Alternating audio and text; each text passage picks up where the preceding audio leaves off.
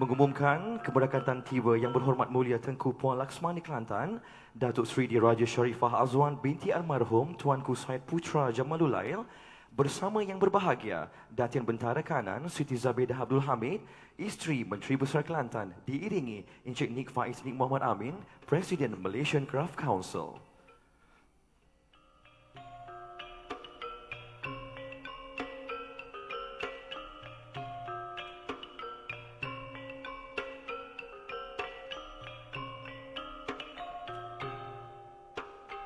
Hadirin diminta duduk. Terima kasih.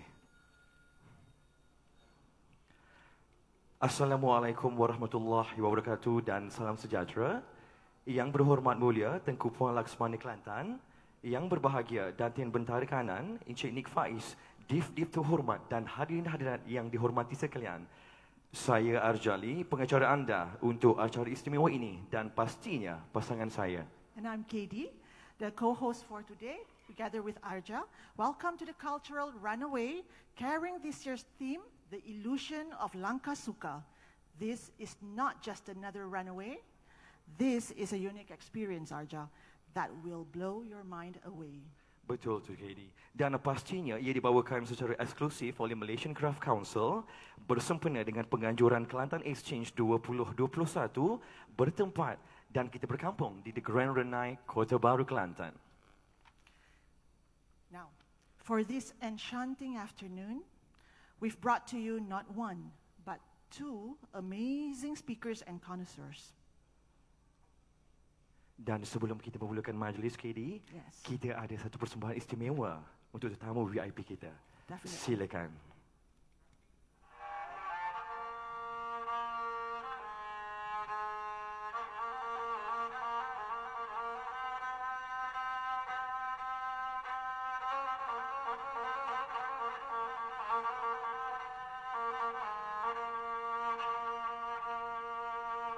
Hai, terima kasih kerana sudi datang hari ini.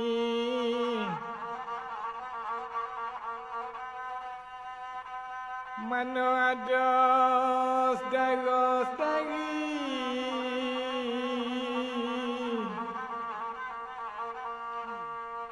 hai pakai comel-comel belakang lah ni weh.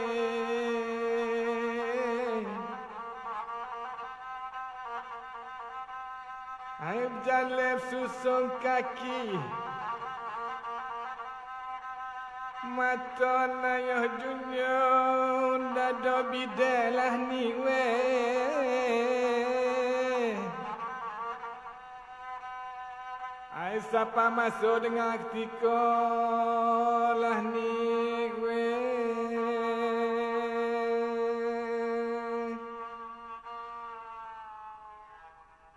Itu dia, KD, sebuah persembahan pembukaan yang dijalankan oleh dua anak-anak kecil. Dan kalau kita nampak, itu adalah yang dikatakan welcome ceremony.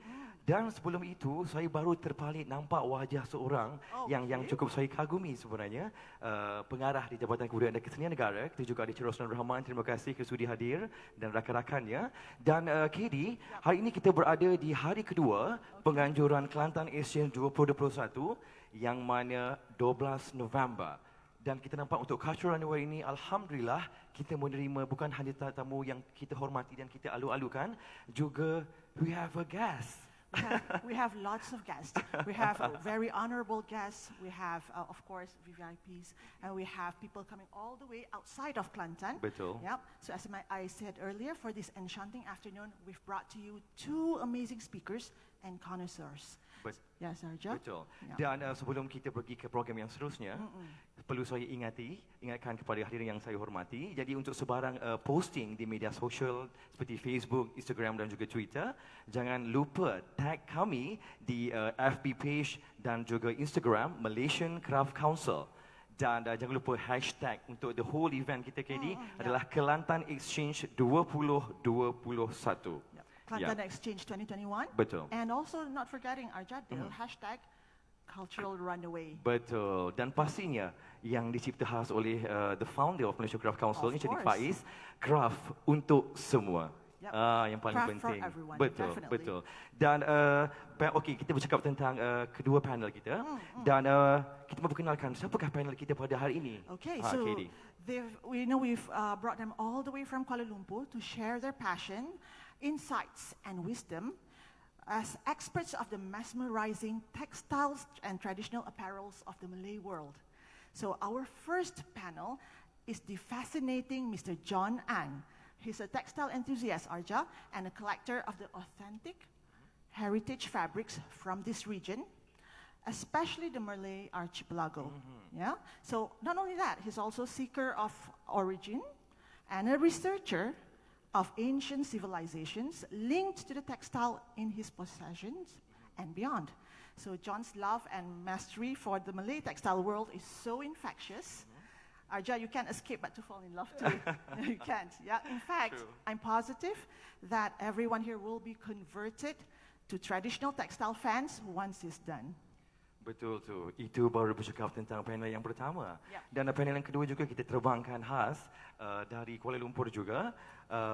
Merupakan seorang kita panggil living legend untuk yes. dunia busana Melayu dan busana tradisional Malaysia. One and only Yep. Puan Zubaidah Sual. Dan kita semestinya mewakili Malaysian Craft Council berasa cukup bertuah kerana inilah penganjuran pertama Cultural Runway dalam sejarahnya. Yep. Dan kita mewujudkan runway dari perspektif dan konsep yang berbeza. Yeah, this is not our normal runaway. Betul. Yeah. Betul.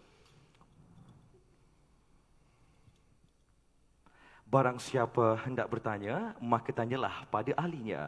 Barang siapa mencari ilmu, maka carilah pada sang guru. Semestinya tiada ahli yang lebih hak tentang busana tradisional Melayu, melainkan beliau. Dan tiada guru yang lebih arif dan sebati ilmunya mengenai dunia ini kecuali Puan Zubaidah Sual. Seorang penulis, pengumpul, pencinta dan pastinya pakar. Tepukan untuk kedua panel yang kita terbangkan khas dari Kuala Lumpur. Okey, seterusnya, Katie. Seterusnya. Ya. So yeah, I'll be actually interchanging from Malay to from English to Bahasa Melayu. Yeah. So during the session, our first presentation will be in English. Yeah. But I will be helping our speaker to translate it so that our audience can have further understanding. Betul. Yeah. Dan pasti saya juga dari Bahasa Melayu, kecik Kelantan. Okay. Okey, inilah Alright. masa dan ketikanya kita mulakan majlis kita dengan Runway. Alright. Silakan pemain rebab kita. Yes.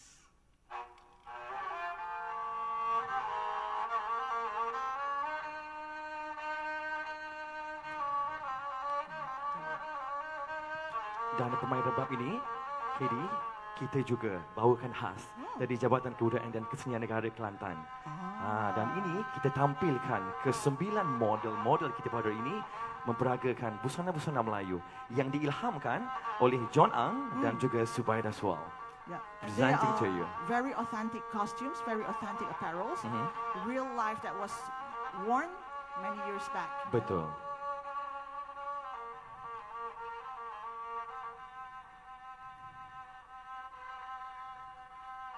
Silakan.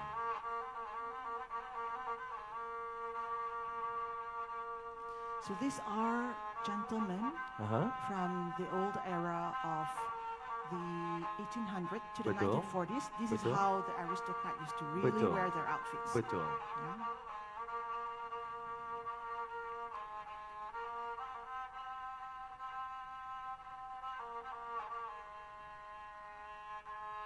Terasa ya mood itu, Katie. Yes, very regal Betul. and very respectful.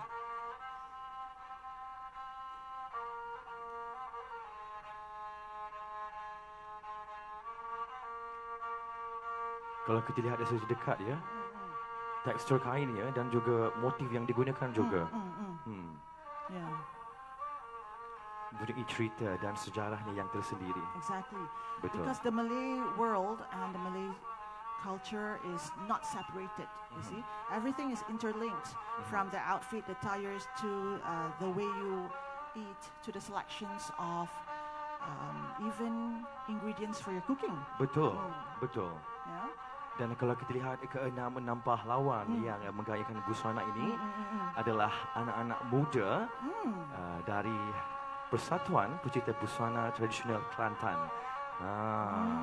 Bukan kaleng-kaleng ni. Kita bawakan khas dan tiga wanita yang cukup jelita. Juga menggayakan busana yang diilhamkan oleh John Ang, juga koleksi peribadinya daripada Kuala Lumpur. Ini belum kita bercakap tentang usianya lagi. I'm very excited to know about Betul. that. Dan itu ke-9 model yang menggayakan busana. Kalau kita nampak cukup indah, jadi kita hidangkan haluan mata anda dengan busana-busana yang cukup indah. Yep. Betul. Okay, thank you models. Silakan. Alright.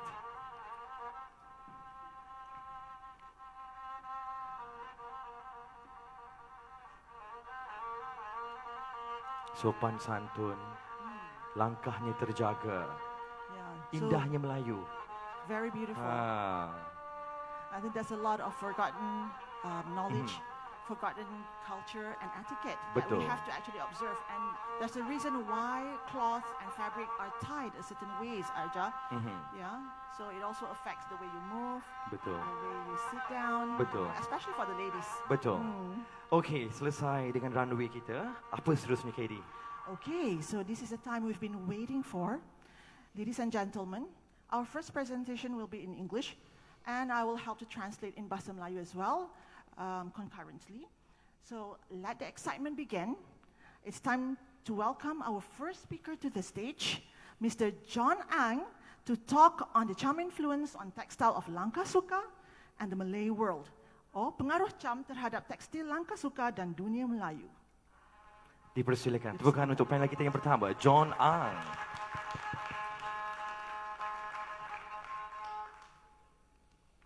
Good afternoon, everybody. Before I start, I'd like to thank Malaysian Craft Council and honored guests for inviting me to come here to speak about a very interesting topic that I'm also dealing with for the first time. And this is the Champa influence on Langkah Suka and the rest of the Malay world. So if you look at the first slide, you see the emblem of Kelantan, and you see these symbols. They are actually charm writing. It's a special symbol for the charms. And after that, you'll see words that are used by the charms and the Malays. For example, Pengkalan Chapa is the port of charm, which is in Kelantan, because many charm people lived here for many centuries. And also you see Kain Chepa, which is the cloth of the charm people. And you see it's actually Semasa Rempun, which is Serumpun, which is the community of Malay people, including charms. Then you see Ulang Jawa Hauk, means the fishermen of the charm the boats of the charm people, and of the Malay people also. And you also see Raja Praong, which is the festival that the charm people have welcoming the Malay royalty to Champa. And you see words like Puji Pantai, which is similar to the Puja Pantai practice in Kelantan. So there are many customs that exist between Kelantan and Champa that many people have forgotten. For example, when I ask my Kelantan friends, what does Chepa mean? Tak tahu? They don't know. And I said, how come? You see, it's a forgotten, people forget that many charms came here. In fact, the first Sultan of Kelantan is of charm ancestry, Sultan Long Yunus. His great-grandfather was from Champa. So many people are not aware of this. So I want to bring this awareness so that there will be greater connection. In fact, the Malaysian government in the past, in the 60s and 70s, tried very hard to invite all the Champa refugees during the Khmer Rouge period and during the wars in Vietnam to come and stay. So they had open house for the refugees from Champa. So there are many Cham people, I think about 10,000 already in Malaysia, or more than that. Okay? Jadi terdapat banyak persamaan antara budaya Kelantan dan juga Cham, bangsa Cham atau Champa. Bangsa Champa merupakan bangsa yang memiliki perkongsian budaya dan juga perkongsian motif dan seni yang boleh dilihat pada budaya bangsa negeri Kelantan juga. Jadi pada masa yang sama, jika dilihat Sultan pemerintah yang pertama juga berasal daripada Champa, iaitu Long Yunus. Ya. Dan banyak usaha telah dilakukan oleh kerajaan Malaysia juga, terutamanya sewaktu rejim Khmer Rouge memerintah untuk membawa bangsa Champa masuk ke dalam Malaysia. Next.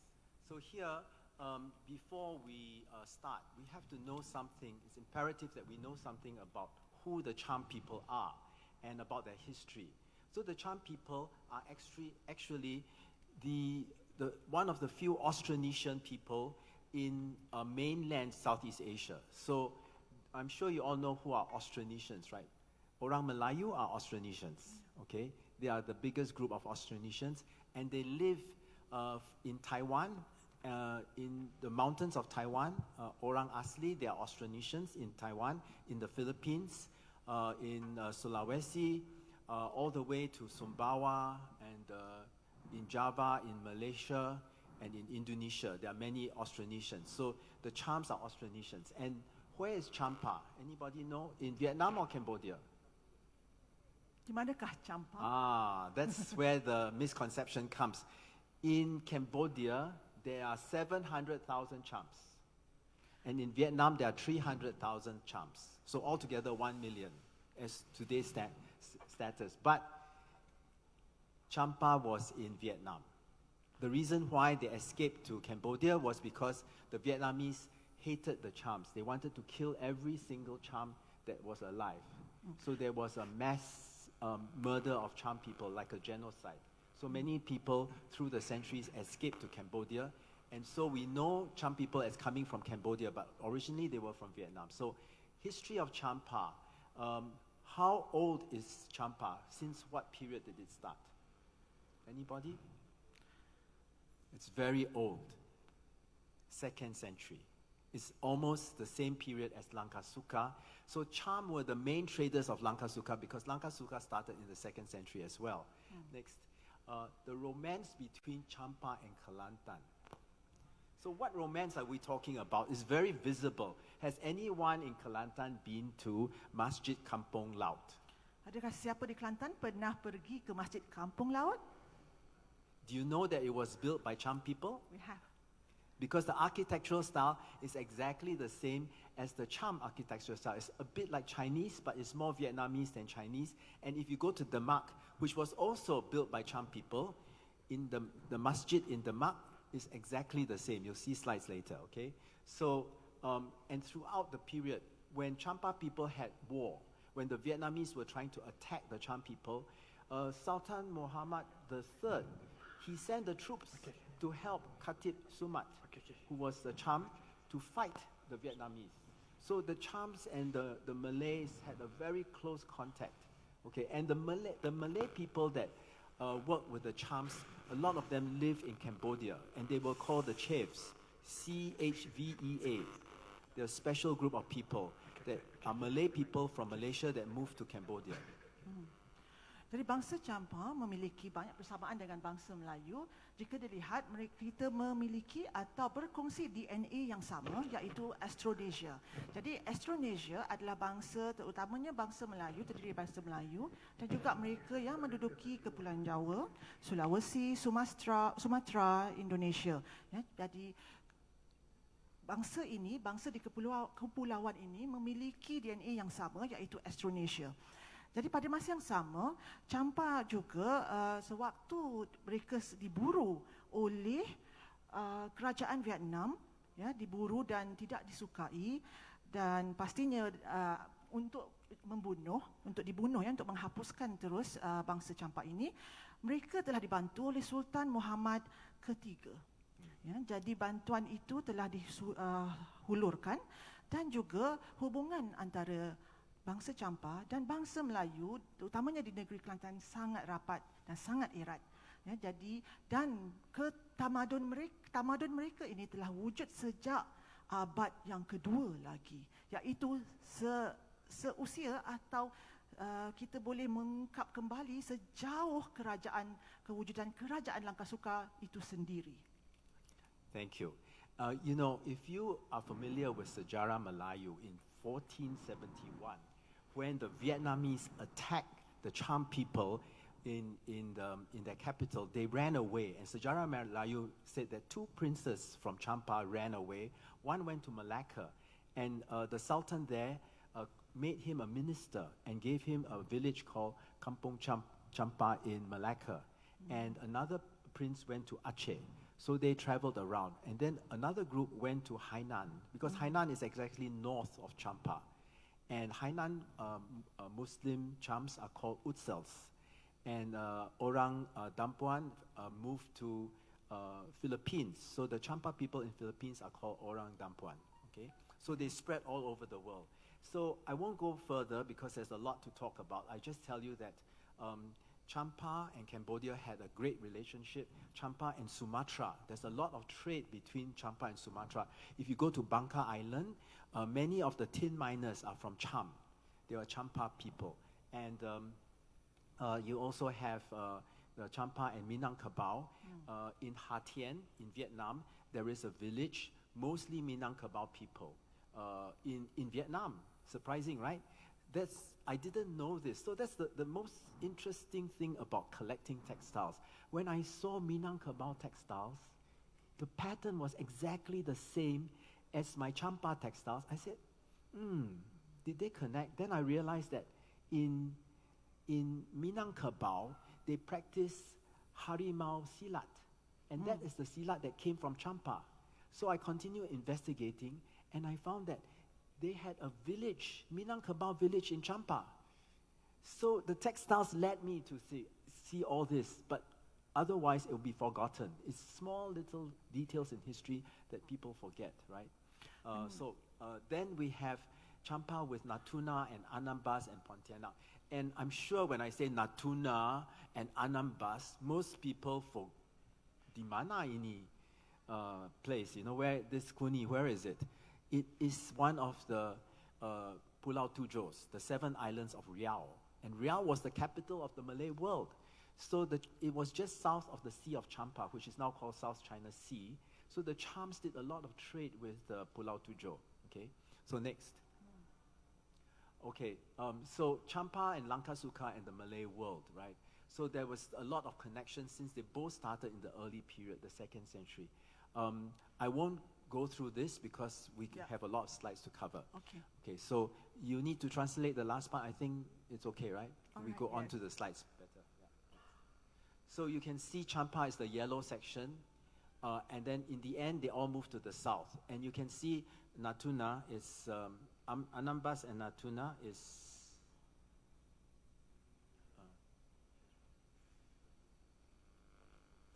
here is Anambas and Natuna. You can see Natuna, the name here. So Champa is here, right? So they did a lot of trade here.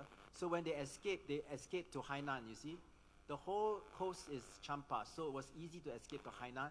And then they went to Sulu. So the Chams here later became the Yakan people.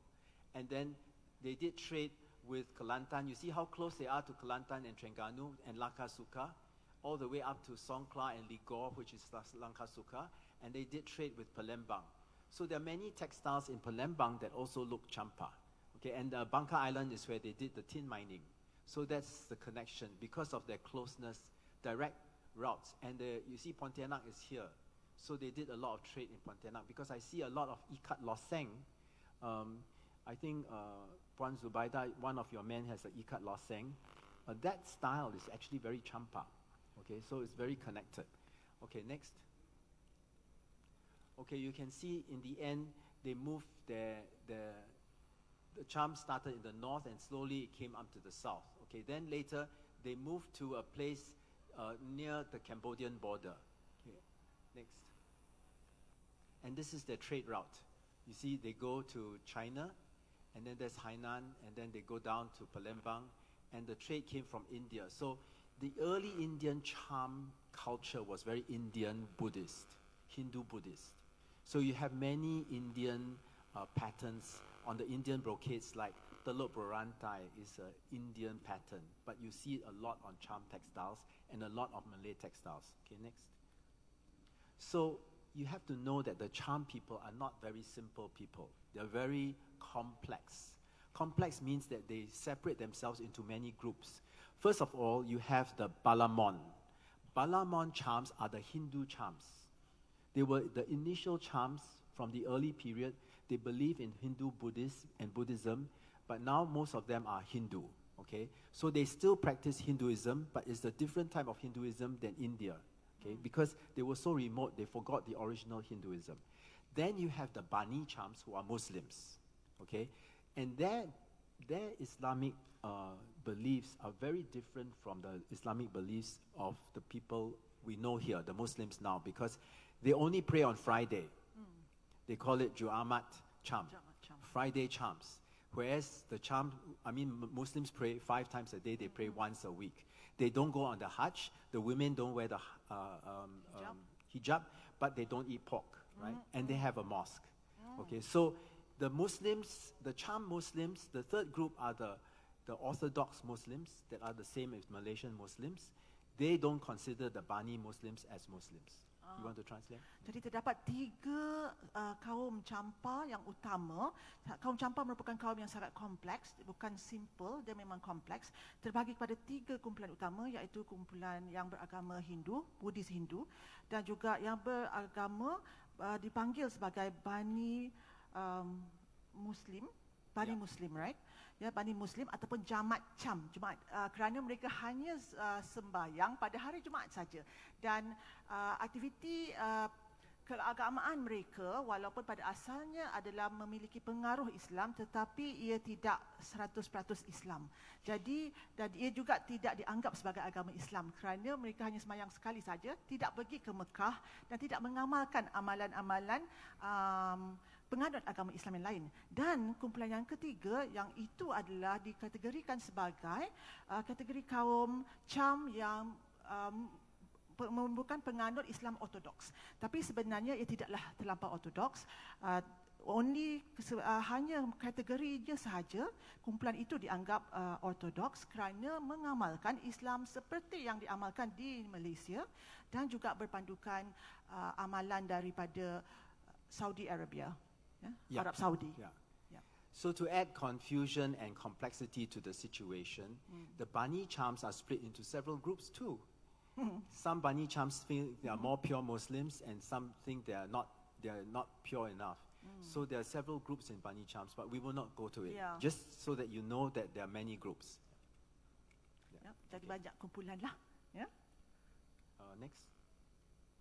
So these are the Orthodox charms that I met. Their Islam is from Saudi Arabia, and you can see Saudis invest a lot of money. This is a mosque that was donated to the charm people in Phnom Penh. It's a huge mosque, and I like the mosque a lot, so sometimes in the afternoon when it's very hot in Phnom Penh, I go there to rest. And I meet a lot of interesting charm people. I teach yoga in Phnom Penh, so that's why I'm always in Phnom Penh. So these are the charm people, and below are the charm boys, Muslim boys I met in Ho Chi Minh City. They are in Ho Chi Minh. Yes, next. Mereka ini adalah bangsa Ortodoks Muslim, Cham, ya, dan memang mengamalkan Islam seperti di tanah Melayu atau di Malaysia. Dan seperti yang Mr. John cakap, ia juga terbahagi kepada banyak lagi dan agak kompleks lah. Ya, dan ini perbezaan antara Orthodox Muslim Cham dan juga Western Cham or Bani Cham. Okay, so you see on top, the group on top is Bani Cham. They only wear white textiles with red strips, and they have a special cloth they put on their head when the women reach puberty. Okay, it's a ceremony that the Bani Chams have. And below is the Orthodox Cham, the Sunni Chams, the Sunni Muslims. So you can see that they use pelangi a lot. They still use pelangi, and they use hijabs, okay, and tudungs. Whereas the one on the top, they don't. Yes. Jadi mereka memang mengenakan hijab, tetapi bagi kumpulan Bani Cham, mereka tidak mengenakan hijab, hanya sebagai selendang seperti di dalam gambar. Okay, next. So here you have the utsels. You see, these are the utsels I met. They come from the Philippines, but they are Chinese-looking charms, okay? And this is the book of the princess of Kelantan who tries to convert the king of Champa to Islam. So there's a lot of Kelantan people who try to bring the culture of Kelantan to Champa. And there's also, we know the King Poprom, he left in the 17th century Champa. He was a prince at that time. He went to Kelantan to learn about Malay culture. He was not Muslim yet. So he learned about Mat Yong, he learned about the Islam and all the different Malay customs. And then he brought it back and he became Muslim after that. So you have to understand, in the beginning, the charm culture influenced Malay culture because it was the early culture. But later, when the Vietnamese attacked the charms, they became very weak. So they started learning culture from the Malay. So it was an interaction. It was not all charm culture influencing Malay culture. It was an interchange, okay, between the two. Okay, so this you have to know. And then you know in Sunan Ampal, right, he is one of the Wali Sangha, Wali Songo, from the 9 prophets in Java, and he was charmed. Okay. Yeah, so salah seorang Wali Songo dipercayai adalah daripada kaum Cham, iaitu Radin Rahmat ataupun Sunan Ampel, ya. Itu daripada dan bertempat di Jawa lah, tanah Jawa. Dan seperti yang Joan nyatakan, hubungan di antara Melayu dan juga bangsa Champa sangat erat, dan pada awalnya bangsa Melayu dipengaruhi oleh budaya daripada Champa. Tetapi setelah dengan kewujudan Islam dan juga apa yang berlaku di Vietnam, banyak pengaruh daripada Melayu di exchange atau ditransferkan kepada bangsa Champa, terutamanya budaya seni craft dan juga tentang pengaruh Islam itu sendiri, di mana salah seorang Raja Champa juga telah datang ke Kelantan untuk belajar budaya daripada orang-orang di Kelantan. In this map, there was a group of people from Palembang. Okay, they went to Besut and they met some Champa people, and together they built a Kampung Palembang. So they brought a lot of Palembang and Champa culture to Kelantan and Terengganu because Besut is on the border of Kelantan and Terengganu. Okay, next. Malah banyak juga budaya daripada Palembang yang dibawa ke Kelantan oleh orang Champa. So when Lanka Suka, which started in the 2nd century, fell in the 15th century, the Patani kingdom took over, and it was ruled by 4 famous queens. The Queen Hijau and all the other her 3 sisters ruled it.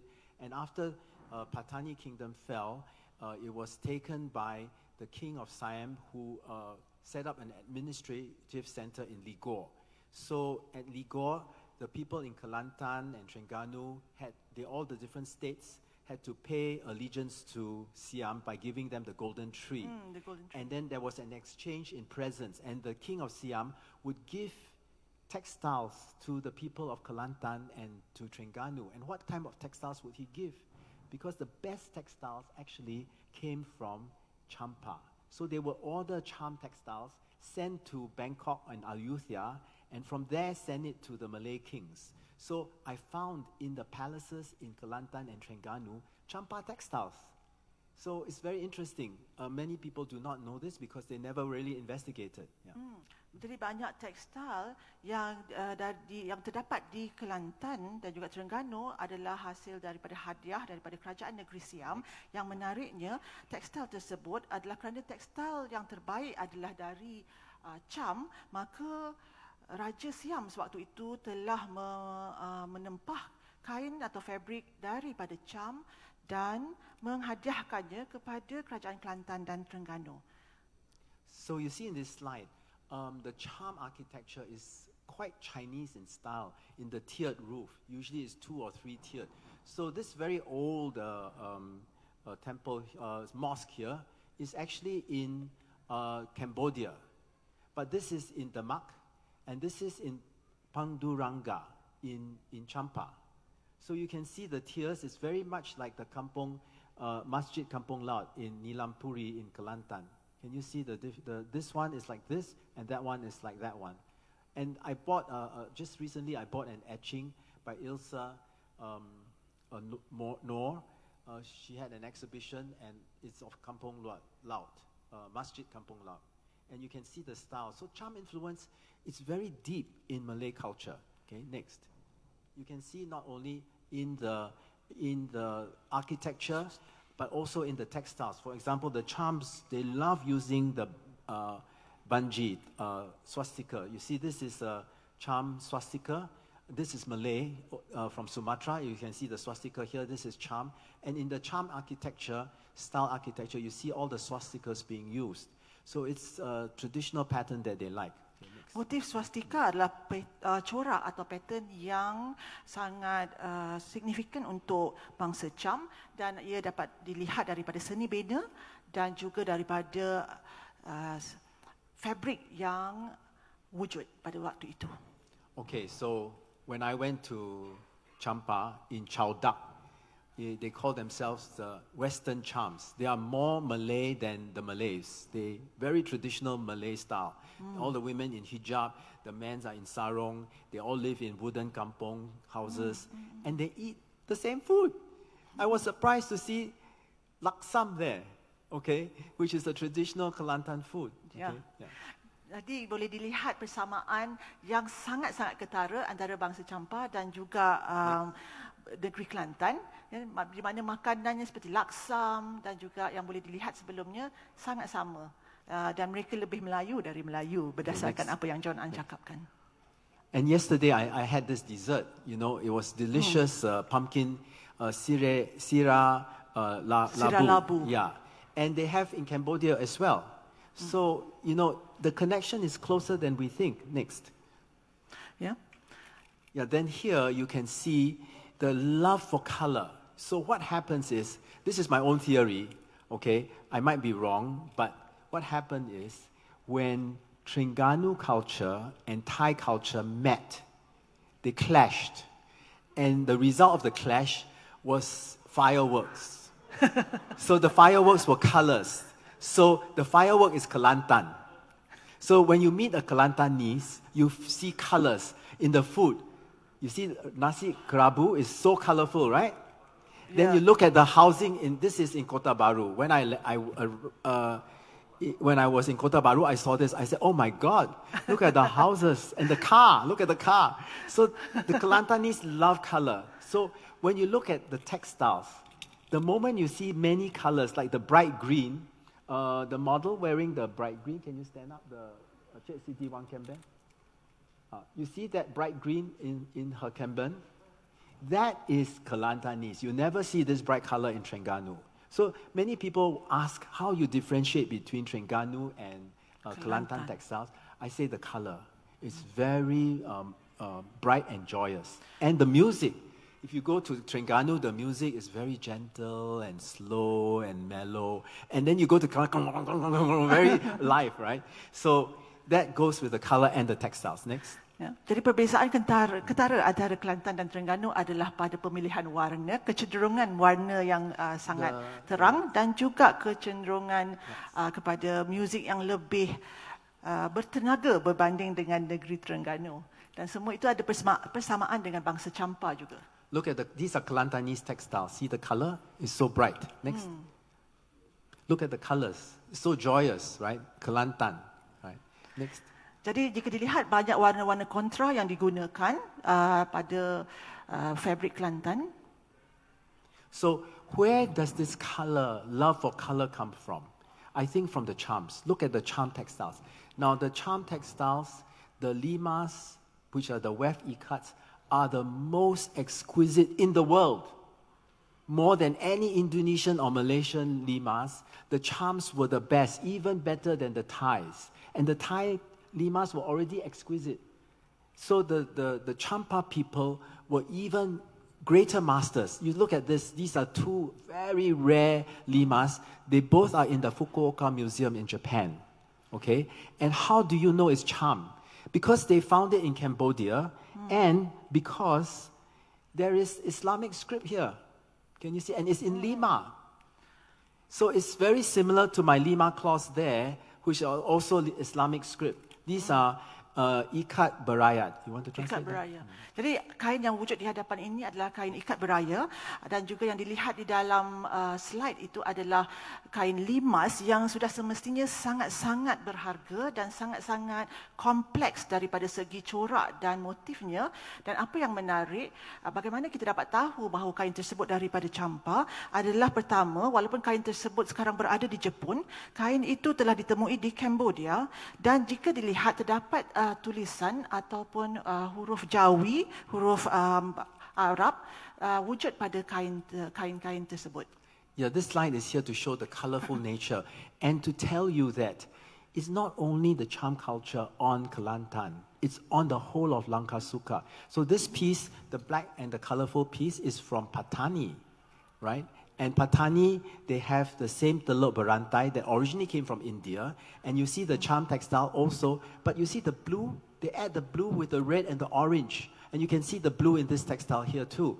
So the color is, is not just on Kelantan, but on Langkasuka textiles. So Langkasuka textiles are also very joyous, right? Jadi tekstil ataupun fabrik Langkasuka juga adalah menggunakan warna-warna yang ceria dan gembira, terdapat banyak kontras dan pastinya banyak persamaan yang wujud dengan kain di negeri Kelantan juga sekarang. So look at this very fine lima. It's from the charms. Where did I find it? In Kapuas Hulu. Kapuas Hulu. Kapuas Hulu di mana? Anybody know? It's very far, deep in the forest of Kalimantan. Okay. Sangat-sangat jauh berada di dalam hutan Kalimantan untuk John menemui kain tersebut. Yeah. You see the red area, that's where Kapuas Hulu is. So they must have traded from Anambas, okay, Champa, they went to Anambas and then they went to Pontianak because Pontianak, they had gold and diamonds from Landak. So the diamonds were very precious, so the charm people would go and trade there. So that's where they exchanged. In the past, they didn't bring money. They brought textiles to exchange. So the textiles ended up in Kalimantan. You see, and then how do you know the idea of gift exchange? Because there's actually a record in 1856. The king of Siam, King Mongkut, actually recorded that they gave a charm textile to President Franklin in America. So this is in the museum in America. It has a record that it was a gift from President Franklin in 1956, and it's almost the same pattern as the one I found in Kalimantan with the naga and the flower. See, there's a flower and the naga here. Sorry, the slide is not so clear because it's a bit dark, but these are two charm textiles in foreign countries and were probably done in trade or gifts. Next. Jadi kain itu berada di Amerika sekarang. Ya, bagaimana kita dapat tahu bahawa terwujudnya pertukaran hadiah kerana ia didokumentkan. Jadi pada tahun 1856, Raja Mongkut daripada Siam telah juga menghadiahkan tekstil kain kepada Presiden US. President America. So how did I know the connection with Natuna? I was walking on Jalan Surabaya in Jakarta, shopping for antiques. Then somebody brought me this textile, right? And I say, where is it from? They said, Natuna. And I said, where is Natuna? I never heard of this place. Then I look at the map. I found it was part of the Pulau Tujuh from Riau, right? And this piece is from Natuna. And it's charm. Then I said, no, ini bukan Natuna, ini charm. They said, no, from Natuna. So the only thing I could conclude was they was exported from Champa to Natuna. And then later, maybe they re-exported to Kalimantan or Pontianak. So that's the trade route, traced by textiles. Yeah. Next. You can go ahead, yeah. Okay, yeah. Jadi jika dilihat wujudnya kerana urusan dagangan, maka John juga telah menemui kain yang mempunyai elemen campa, tetapi ia sebenarnya telah datang daripada Natuna. Ya, tapi macam mana pun apa yang Mr. John boleh rumuskan, mungkin ialah berlaku sewaktu hubungan perdagangan di mana ia telah dieksport ke Natuna dan kemudian dijual kembali, dan dihadiahkan kembali. So guess where I found this lima? Is it Malay? Or is it Champa? She says it's Champa, I heard. Okay, yes, it's from Champa. But I found it in Kelantan. It belonged to the family of Long Besar, who was the advisor of Sultan Muhammad III. Okay, so he probably received it from the Siam King as a present. Kain ini juga mungkin adalah hadiah daripada Raja Siam, ditemui di Kelantan tetapi bermotifkan dan sebenarnya adalah kain campa. Okay, and there are 3 places in the world that produces the best ikat songket or songket, lima bersongket, songket and lima. One is Sumatra, Palembang, and Bangka Island, and Siak, that we call that Sumatra area. The other one is Terengganu, Kelantan, that is the East Malaysia, and the third one is Cham. And the Cham produced the best. Ya, antara 3 tempat di dunia yang menghasilkan kain ikat dan lima yang terbaik, antaranya adalah negeri Terengganu dan Kelantan, tetapi yang terbaik ialah datangnya daripada Champa. You see how fine the ikats are from Champa. Next. And these are the Champa ikats. And they were famous for the green color. Because these were natural dye. To get the deep green is very hard because green is from kunit and from indigo. So indigo, when you dye into silk, it fades because silk cannot absorb indigo. And kunit, when you have the sun, it fades. So to mix the two for the green, easy to lose the color after you use it. So, but the Cham people managed to find a solution that fix the green. So many of their best textiles have the beautiful green color. Like here, you can see. Jadi kaum Cham telah menemui solusi bagaimana untuk menghasilkan warna hijau yang sangat menawan. Ya, kerana sewaktu itu mereka hanya menggunakan dye yang berbentuk natural daripada tumbuhan seperti tulip dan juga kunyit. Ya. Jadi bagaimanapun kaum Champa telah menemui cara untuk mengekalkan atau memastikan warna hijau itu bertahan lama. So I'm in Malaysia. I moved to Malaysia 3 years ago. Because I give up my life to study Malay textiles. And to tell you, this is my first Malay textile I ever bought. It was in 2014. Okay, and this is Malay textile found in Komering, in south of Sumatra, but is imitating Cham textile. Oh, jadi tekstil ini sebenarnya telah meniru tekstil Champa yang John telah beli sewaktu di Sumatera dan ia merupakan tekstil Melayu pertama yang John beli. Yeah, you see the connection. That's Cham and that's and the thing is 3.1 meters long. Malay textiles for the selendang is only 2.8 meters. So the reason why it's so long, 3 meters, because they make it into chong krambang. They wrap it around here and they throw it back and make it into pants like the Thai people. That's why you need it so long. So the measurement is also Cham. Not Malay, but how do I know it's Malay? Because the Cham people do 1 to 2 twill weave, meaning that the front is bright color, the belakang gelap, very dark. But for Malay, it's the same color both sides. So this is the same color both sides, but the pattern is Cham. Yeah. Melayu, untuk kain Melayu, warnanya sama depan dan belakang, tetapi untuk Champa, warnanya berbeza. Terdapat bahagian yang gelap dan juga terdapat bahagian yang terang. In case you don't know where Besut is, it's at the, you see there in the map? That's Besut, that's where the Kampung Palembang is. Okay, so the connection between Palembang, Siak and Cham textiles. Next. So the first type of Cham textiles that they like is the copying the patola, the Indian patola. They can japati bat. So this is Kelantan, this is Kelantan, this is Sumatra, this is Kelantan, and this is Cham. Okay, next. Terdapat banyak motif petola India pada kain-kain tersebut. So this is Cham, teluk berantai with a flower. This is teluk berantai with a flower. This is from Sumatra. Next. This is Cham. This is Kelantan. You see the teluk berantai with the flower, the rectangular flower in the center. Next. This is a beautiful, very colorful Kelantanese lima, and it's copying the Indian teluk berantai. Yeah. Next. And you can see this is Sumatra. You can see the green. The green is not so nice, like the Cambodian green. See how bright it is? Okay, but it's copying the same pattern from India. Next. See the Pulau Tujuh. And here is Hatien. So there are many people in Siak, okay, that you find in Hatien. And why Minangkabau? Because the Minangkabau were trying to become Orang Melayu. So they moved to Siak to get recognition as Orang Melayu. And also they moved to Hatien. And they call Raja Ismail from Siak to help them establish their kingdom there.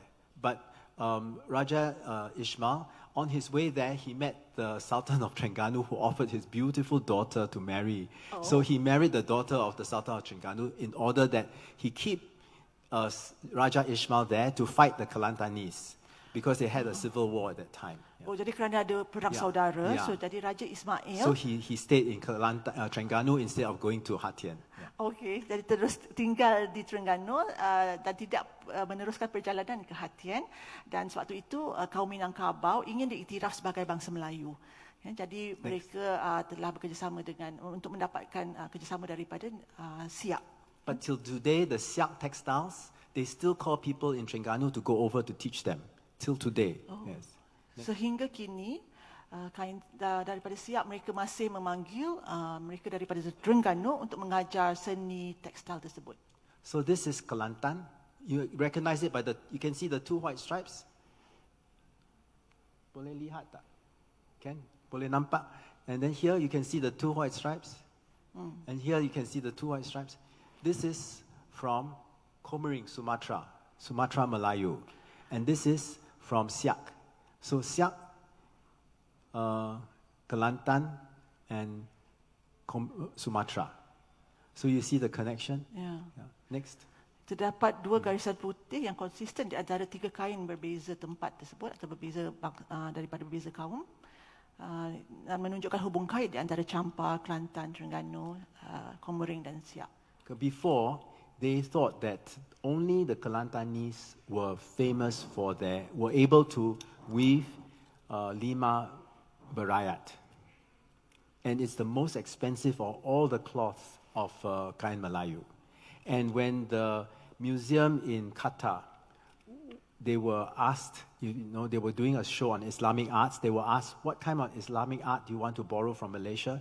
They said they want to borrow a lima berayat because they never seen before. The Islamic script woven into the textile.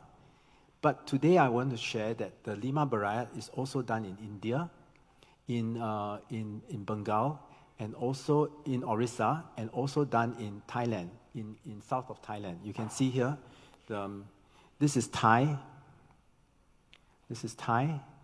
and this is Indian. On my way, I was going to take this piece here, but I couldn't find it, so you won't be able to see it. And then this is Cham. We saw it just now, and this is Kelantan. So probably the Champa people influenced them to use, because this is the oldest piece. And maybe the Chams learned it from the Indians. Kemungkinan besar kaum Champa pelajari seni tersebut daripada kaum India, di mana ayat-ayat Jawi atau Al-Quran dijahit, disulam bersama kain fabrik tersebut. So this is the istana, Paga Istana, which is you find in Cham textiles. You see the gate. This is the mosque in Chowdak in Champa. It's similar to this. Okay, so according to Thai and Cham custom, these were put at the end of the textiles to protect the spirit of the textiles. And when you wear it, it protects you from bad influences. So in the Malay world, we already forget this meaning. So maybe in Malay, when we use the Paga Istana, it's also the same meaning for protection. Okay, so I'm saying I'm not sure, but I still got to do more research. Now, this is going to just be part one of my talk. Part two will be another time when you invite me, but we'll quickly go through the slides of part two, okay? Yeah, quickly we have to see. Yeah, this is Istana in Terengganu. You can see, go on. You see the green in the Champa textiles? Next. Jadi boleh dilihat warna hijau yang warna hijau tersebut konsisten lagi pada Just keep going. tekstil. Yeah, this is the traditional way. Then after Songket, after Lima, you go to Songket. See how beautiful the Cham Songkets are. Next. These are Cham Songkets. These are Cham related to Minangkabau. And they use the patterns. Maybe the patterns they put on cloths and then they export to different countries in the Malay world. Yeah, yeah. You see, yesterday I met this lady. She's still using the colored thread because colored thread songket is only typical to Kelantan. See, so you see it today even still being used. And in Champa and Kelantan, you can see the colored thread. Benang berwarna ni sangat typical buat negeri Kelantan, tapi juga boleh This is dilihat colored thread. Yeah. Next. daripada fabric Champa. Oh, and then Tinggarong, we just go on. Yeah. Yeah. Yeah. You have the Tinggarong, and then this songket. Yeah. This could be the early semutas that you wear. Next. Ikat loseng. Ikat loseng. Yeah, okay. This looks almost Middle Eastern or Central Asian. Next. You can see this is Uzbekistan. And I think there were lots of Central Asians in Kelantan and Terengganu come in through India and Aceh. Yeah. Next. You see, because this is kain Aceh, there's a lot of kain Aceh in Kelantan. Terdapat banyak kain Aceh di Kelantan dan juga pengaruh Asia Tengah seperti negara Uzbekistan dan sebagainya.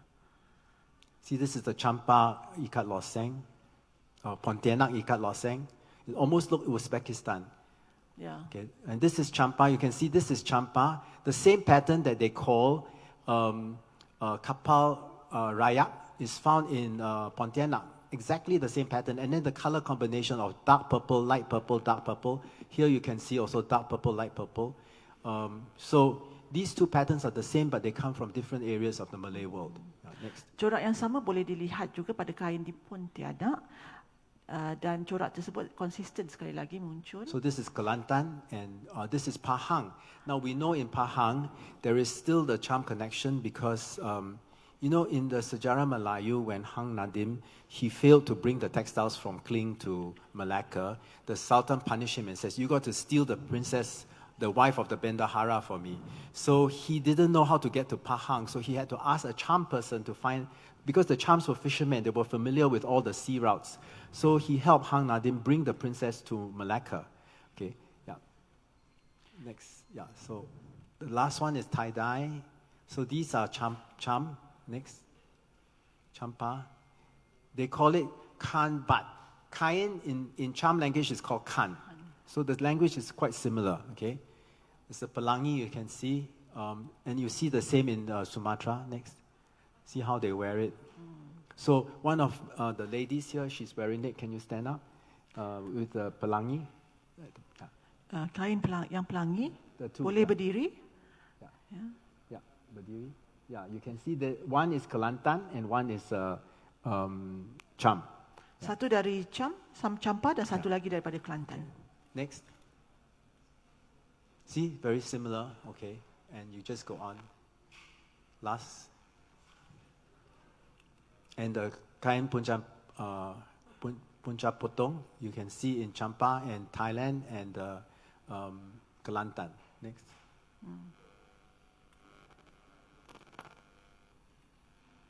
Okay, so to conclude, I'd like to share that this is a revelation for me because I didn't know that the Chams and the Malays were so well connected, and I didn't know that they both shared such a wonderful romance in their culture.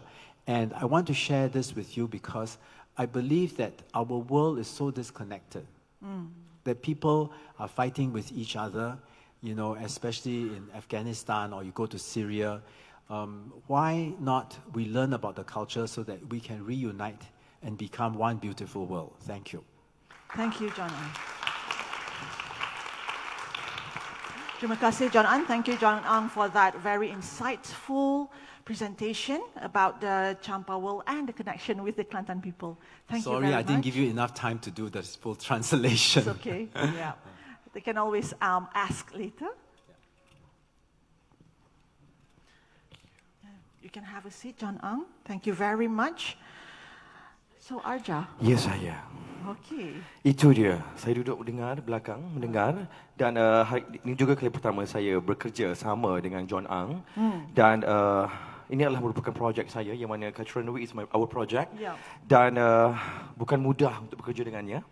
Tapi saya melihat dari segi ketelitian dan juga pengetahuan dan juga pengalaman yang beliau ada, menjadikan kita sebagai anak Melayu yang tahu sejarah dan mengenali identiti bangsa kita bukan dari segi warna, tapi juga busana dan tekstil. Exactly, because it reflects the relationship and the bond that we used to have. Betul. So right now the world is so disconnected. So one of the reason why John Ang shared this today is to unite everyone back and learn and understand about our culture, our craft, and how the whole world actually connected with each other. Betul. Dahlah cantik, bijak pula KD sebelah saya ni. Thank you. Okey, dan seterusnya, hebatnya isi kandungan pembentangan John tadi yang kita nampak bukan hanya sekadar kain yang dipamerkan, tapi cerita di setiap tenunan kain yang digambarkan. Okey, dan untuk panel yang seterusnya KD. The living legend. Betul, betul. One and only dan Puan Zubaidah Swal yang mana dengan tajuk persembahan presentasinya pada pembentangannya pada hari ini iaitu rupa dan gaya pakaian aristokrat Melayu 1940-an oleh Puan Zubaidah Swal. Dipersilakan. Tepukan untuk Puan Zubaidah Swal.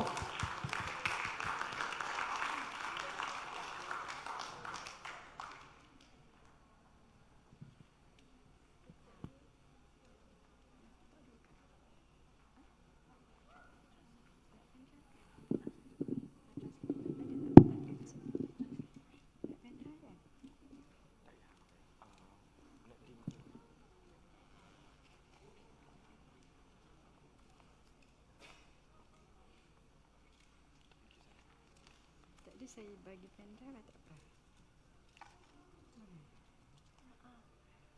Boleh ke tak boleh? Nanti saya kena cabut dulu. Kejap. Dia ambil. Okey. Nanti duduk sini.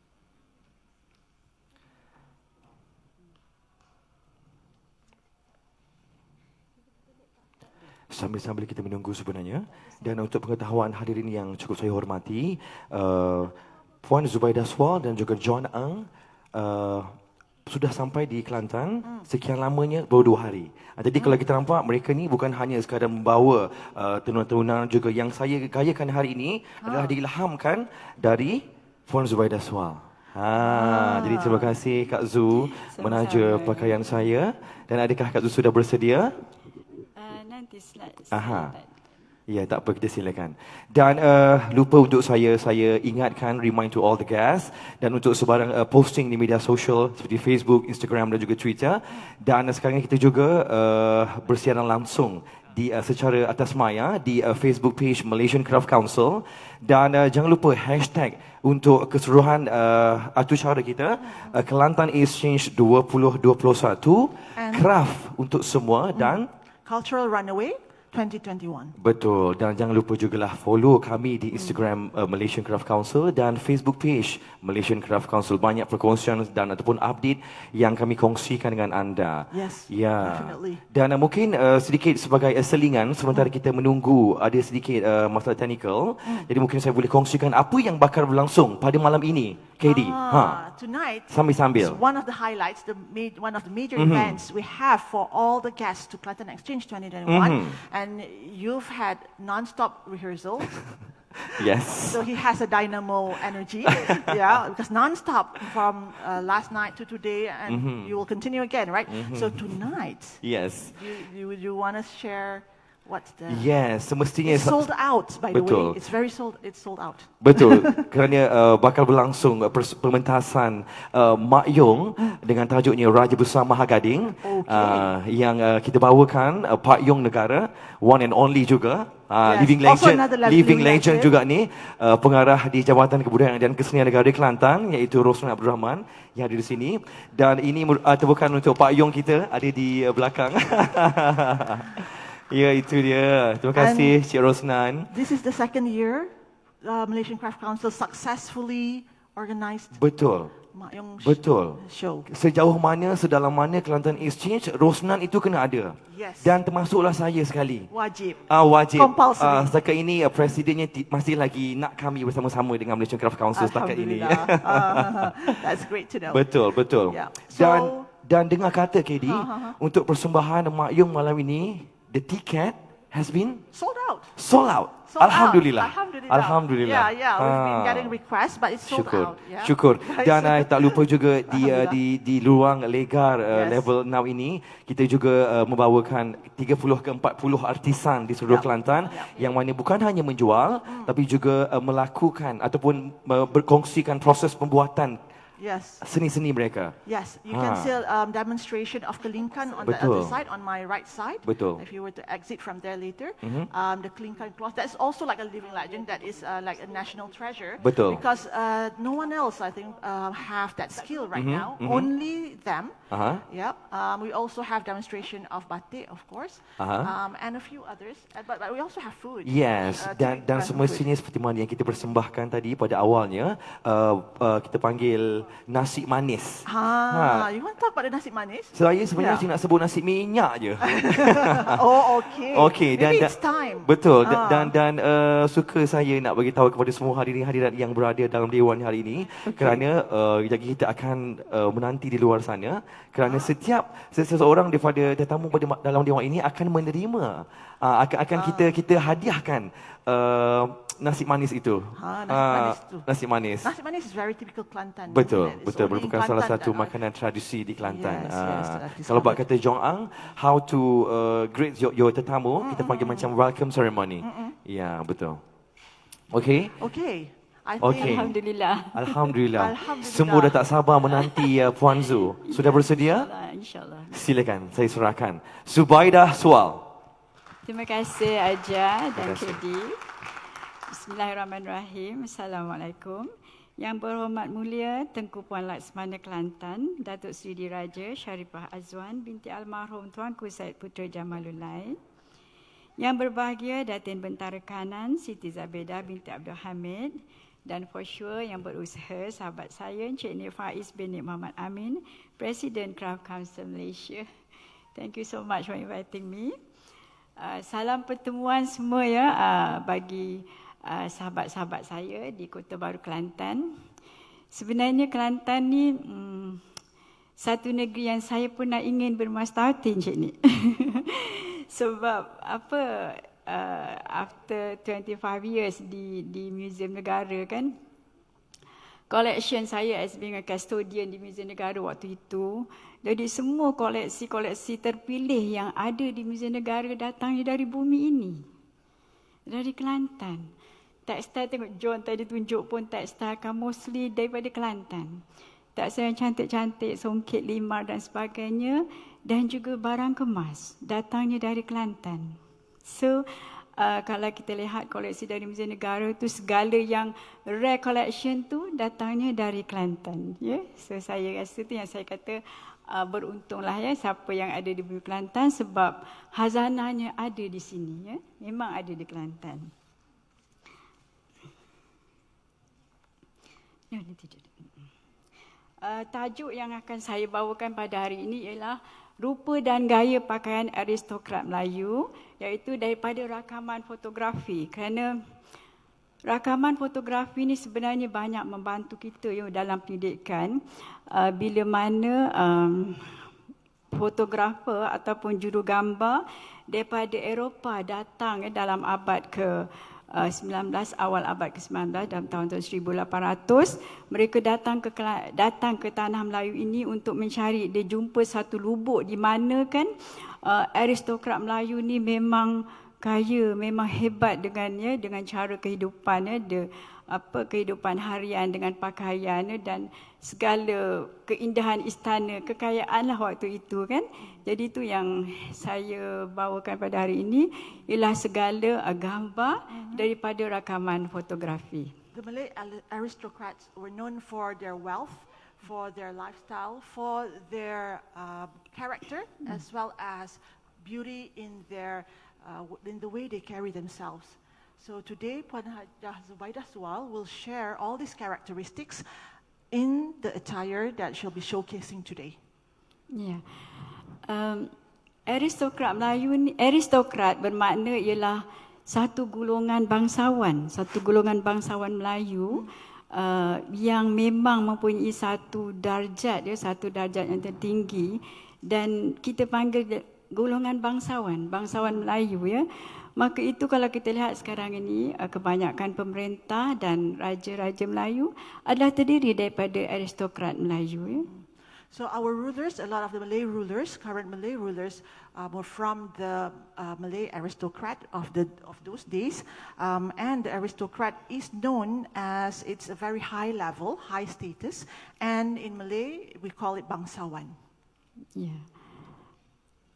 Sebenarnya penceritaan mengenai pakaian Melayu ni telah pun diceritakan dalam teks-teks sejarah Melayu, di mana kita boleh baca dalam sejarah Melayu ataupun Silsilatul Salatin, di mana diceritakan tentang kehebatan raja-raja Melayu pada ketika itu ya, kehebatan zaman Kesultanan Melaka, bagaimana ya bangsawan Melayu pada ketika itu memang diceritakan tentang bagaimana hebat pakaiannya kan, tapi sayangnya apabila Melaka jatuh, Melaka hilang, dan apa yang kita tahu tentang mahkota dan sebagainya pun sama berkubur, dan kita tidak dapat untuk mencari evidence kan untuk pada ketika pada masa sekarang. Yeah. So we're having difficulties to actually gather evidence when Malacca fell to all the occupations, the different occupations from Portuguese. We also have many other rulers that took over, that occupied Malacca. So we've lost track of the greatness of the Malay aristocrats. Yeah. Sebenarnya macam tentang pakaian Melayu telah pun dicatatkan dalam sejarah Melayu, bagaimana peraturan ataupun pakai cara Melayu telah pun ditetapkan sejak dahulu lagi, bagaimana sultan menentukan hierarki pakaian rakyat dan sebagainya, dan juga bagaimana do's and don't yang mana rakyat tidak boleh pakai dan yang mana ianya hanya boleh dipakai oleh raja-raja ya, bukan daripada orang-orang marahan. There's a specific etiquette for dressing in the Malay world, as the dressing style also represents status and the hierarchy in the community. And there's the do's and don'ts for the normal people as well. And then there's also, again, a specific etiquette for the royalties.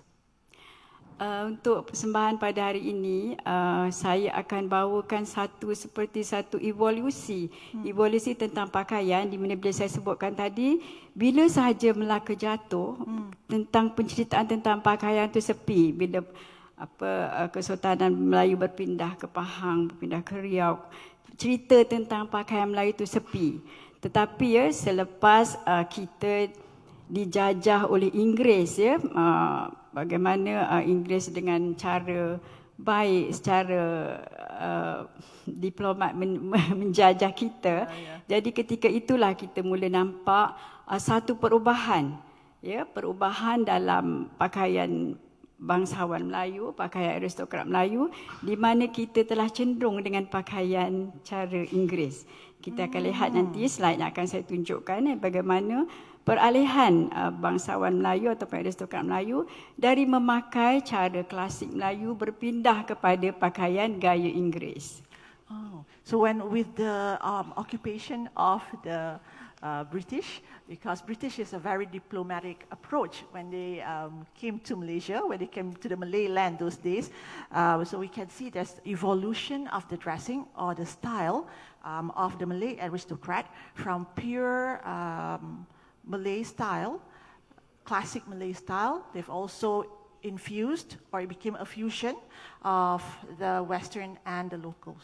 Right, Kak Zabaida? Ya, bagaimanapun lama kelamaan setelah kita dijajah ataupun kita dipengaruhi oleh pakai cara Inggeris atau pakai cara Barat kan, tapi menjelang tahun 1930-an bila adanya dah mula tenunan sungkit, dah mula digiatkan kembali, kita boleh lihat yang ada satu lagi evolusi di mana raja-raja Melayu ataupun aristokrat Melayu dah mula kembali memakai pakaian cara Melayu. So in the 1930s, another evolution happened where the royalties and the aristocrats are prone back to wear the classical attires when there's the existence of Malay songket and also other fabrics that came into the picture. Ini dia, maknanya selepas, yang saya katakan selepas kejatuhan Melaka, pakai cara Melayu ni senyap ya. Tapi inilah antara rakaman fotografi yang kita dapat ya, iaitu pakaian almarhum Sultan Ahmad Tajuddin Halim Shah II dalam tahun 1804 yang memerintah Kedah hingga 1845. Kalau kita lihat pakaian ni, kita pun tak pasti di mana asal usulnya, tapi ada kuat pengaruh bila Siam pun ada campur tangan, kita nampak adanya seperti pengaruh pakaian Siam ya, adanya. Itu yang bila kita nak mencari asimilasi budaya tu dalam pakaian Melayu ni, memang kadang-kadang kita tak kata kita keliru, tapi memang kuat pengaruhnya. Ini salah satu pakaian yang saya rasa rare ya, yang the earliest yang telah dirakamkan oleh fotografer ataupun juru foto daripada Eropah ya. This is the earliest documentation from the European photographer of Sultan of Kedah. As you can see, the style of dressing also there's influence from Siam, from Thai, and also because of the assimilation of culture, sometimes we have challenges in tracing the roots, right? Yes. Yeah. Sebenarnya yang paling kaya, maksud saya yang paling kaya kita lihat next. Kalau kita lihat pakaian yang aristokrat Melayu ni dah datangnya daripada Kedah ya. Yang ini adalah almarhum Sultan Ali Iskandar Shah, kalau kita lihat yang merintah dalam tahun 1835-1877 dari Johor. Look at the costume. Kalau kita tengok kan memang tak ada langsung pakai cara Melayu, tapi konten tu ada, maknanya masih mengenakan tengkolok, masih mengenakan hiasan kepala, pakaian kepala, baju, bengkung dan kain samping macam yang tadi dipakai oleh Sultan Tajuddin. So the authentic content or concept is maintained while infusing Western influence. I think the style of posing is also influenced by the Western. Ya, Johor mungkin daripada Riau ataupun ya. Next. Ini dia, ini yang paling cantik juga, pakaian almarhum Sultan Abdul Samad, ibni almarhum Sultan Tengku Abdullah daripada Selangor. Tahun 1857. Ini early 1800 ya, kalau kita tengok pakaian-pakaian yang ada. Sultan Abdul Samad dia mungkin Bugis daripada Bugis. Kalau kita lihat dia memakai baju tu, bajunya dia pun ada keturunan, mungkin keturunan Cina, sebab ada memakai baju sikap yang potongannya macam potongan Cina. Ini pakaian resmi Sultan Abdul Samad pada ketika itu. This is the official attire of Sultan Abdul Samad, the Sultan of Selangor. So there's also influence from the Chinese community because he has Chinese blood. Also from Bugis, right, Kak Zubaida? Yeah. From the Bugis influence as well. So that's the official attire. Yeah, next. Ini lagi Sultan Abdul Samad. Kalau kita tengok ya, bajunya seperti sampu, ada gaya-gaya sampu. Masih lengkap juga, adanya perhiasan kepala dan juga kain samping. So the basic concept or content of the Malay attire is maintained. That's the tengkolok, that's the samping. Although the top has a Chinese influence, like similar to samfu. Ya, ini lagi satu ya, pakai almarhum Sultan Yusuf Syaifuddin Muzaffar Shah daripada Sultan Perak yang memerintah dalam tahun 1827 hingga 1886. Kalau kita tengok Sultan Yusuf pun memakai baju, saya selalu sebutkan dia sebagai baju sikap ya, yang dipakai di luar baju. Ketika itu belum ada lagi pakaian yang saya sebutkan tadilah seperti songket dan lain-lainnya kan. Maknanya dipakainya ketika itu mungkin kain tenun atau seadanya ya.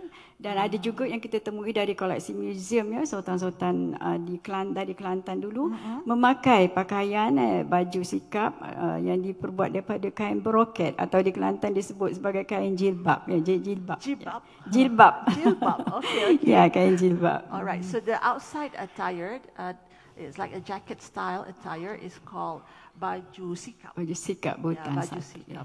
Yeah, so those are the common style in the 1800s. Yeah, and from Kelantan, it's believed that they've used the brocade fabric. Itu di antara pakaian pembesar-besar. Ini yang saya nak tunjukkan ni bagaimana rupa dan gaya pakaian aristokrat ya mulai tahun 1800 kalau kita tengok kan. Kalau kita lihat pada zaman ini masih dengan kesederhanaan ya, sultan-sultan Melayu ataupun aristokrat Melayu memakai pakaian dengan penuh kesederhanaan ya. Right. It's a very humble attire. If you notice, in that era, in that time, the aristocrats are dressed very humbly with lots of humility. Next. Ini dia Sultan Abdul Hamid Halim Shah daripada Kedah. Sultan Abdul Hamid ni adalah antara koleksi rekaan baju sikap yang dimiliki Sultan Abdul Hamid yang boleh dijadikan rujukan ya. Pakaian ni disebut juga sebagai baju maskat ya. Ketika ini Sultan Abdul Hamid memakainya ketika dia pergi ke England untuk pertabalan King George V ya. Bila dia ketika itu tak bawa baju Melayu, dan dia cuba pakai full suit kan, tapi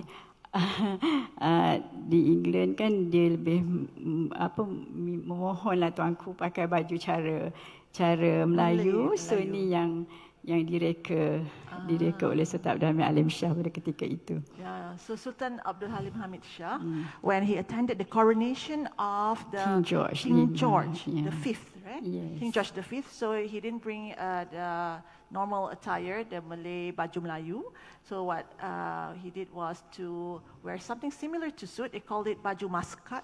Yes, baju maskat. Maskat attire, where there's a style that's quite similar to suit. However, there's the injection of the Malay influence where he requested from the late King George to be able to do so. So you can see again the consistent element, which is the tengkolok as well as the samping and bengkong, yes. Okay, ini pun rare ya. Almarhum tuanku Sir Muhammad Shah Ibni almarhum tuanku Antah Negeri Sembilan. Dia pakai pakaian cara Melayu. Dia dah pakai cara Melayu. Kalau kita tengok ya, dia pakai baju Melayu cekak musang dengan kelengkapan yang lengkap lah pada tahun 1888 tu. Dan penghujung 1800 tu dengan kedua orang bodyguardnya itu pakai bodyguard dalam tahun 1800 dan awal tahun 1900. So the Sultan, yang di-Pertuan of Negeri Sembilan, yes, of Negeri Sembilan, from the 1800 to the 1900 he has begun to wear all full complete attire of the Malay classical attire, including all the accessories, and those are his two bodyguards. So in a way, Kak Zubaida, that is considered like his pioneering back the classical attire at that time? Yes. Ni dia lagi, gambar dia lagi, foto dia lagi. Ini pun dia dah pakai cara Melayu ya. Ada yang sultan dah masih pakai cara Melayu bila dah boleh menempah baju-baju potongan Melayu. So they were able to wear again the Malay classical attire of the aristocrats when they're able to custom made those outfits. This is 1900, about 1920-an macam tu. Okey, ini Sultan Idris Mursyidul Azim Shah daripada Perak. Kalau kita lihat pun dah pakai cara Melayu, dan maksud saya tu pakai aristokrat ni dalam tahun 1800 ke atas tu ada yang masih ada yang dah mula pakai cara Melayu balik. Tapi lepas ni kita tengok yang pakai uniform tu. Yes. Next. Okay. Ini dia Sultan Kelantan ya. Almarhum Sultan Muhammad IV, Ibni almarhum Sultan Muhammad III. Tuan Long Senik, Kelantan. Kalau kita tengok, dia memiliki baju sikap. Ya. Dulu masa saya berguru dengan arwah Pak Nikman, dia sebut baju ni sebagai baju putera raja atau baju mengan. Orang Kelantan, ya, tipikal Kelantan menyebutnya sebagai baju mengan. Baju bengan. Mengan, baju mengan. Ya. Baju mengan. Sultan Muhammad keempat ni pun dia jenis yang stylish juga. Banyak cara pemakaian dia, ya. Antara aristokrat Melayu Kelantan yang boleh dikatakan fashionable kan, sebab bila kita tengok nanti gambar anaknya pakai cara Melayu, tapi dia ada cara pemakaian dia, ya. So as you can see, the Sultan of Kelantan, the late Sultan Almarhum Sultan Muhammad Ibn Almarhum Sultan Muhammad III, Tuan Long Senik, Yeah. from the 1800 to the 1920s, he's considered one of the very stylish royalties, one of the very stylish rulers, and he used a lot of the baju sikap in his dressing and his attire. So in a way, he's like a trendsetter. Yeah. Okay. Ini dia. Sultan Muhammad keempat pun pakai uniform. Maksud saya tadi, bila dah Inggeris datang, Inggeris mula bertapak di Pulau Pinang, ya, di Pulau Pinang. Lepas tu di Melaka, di Singapura wujudnya negeri-negeri Selat tu kan. Maknanya aristokrat Melayu ni, raja-raja Melayu tak dapat mengawal keinginan kan untuk pakai cara Inggeris.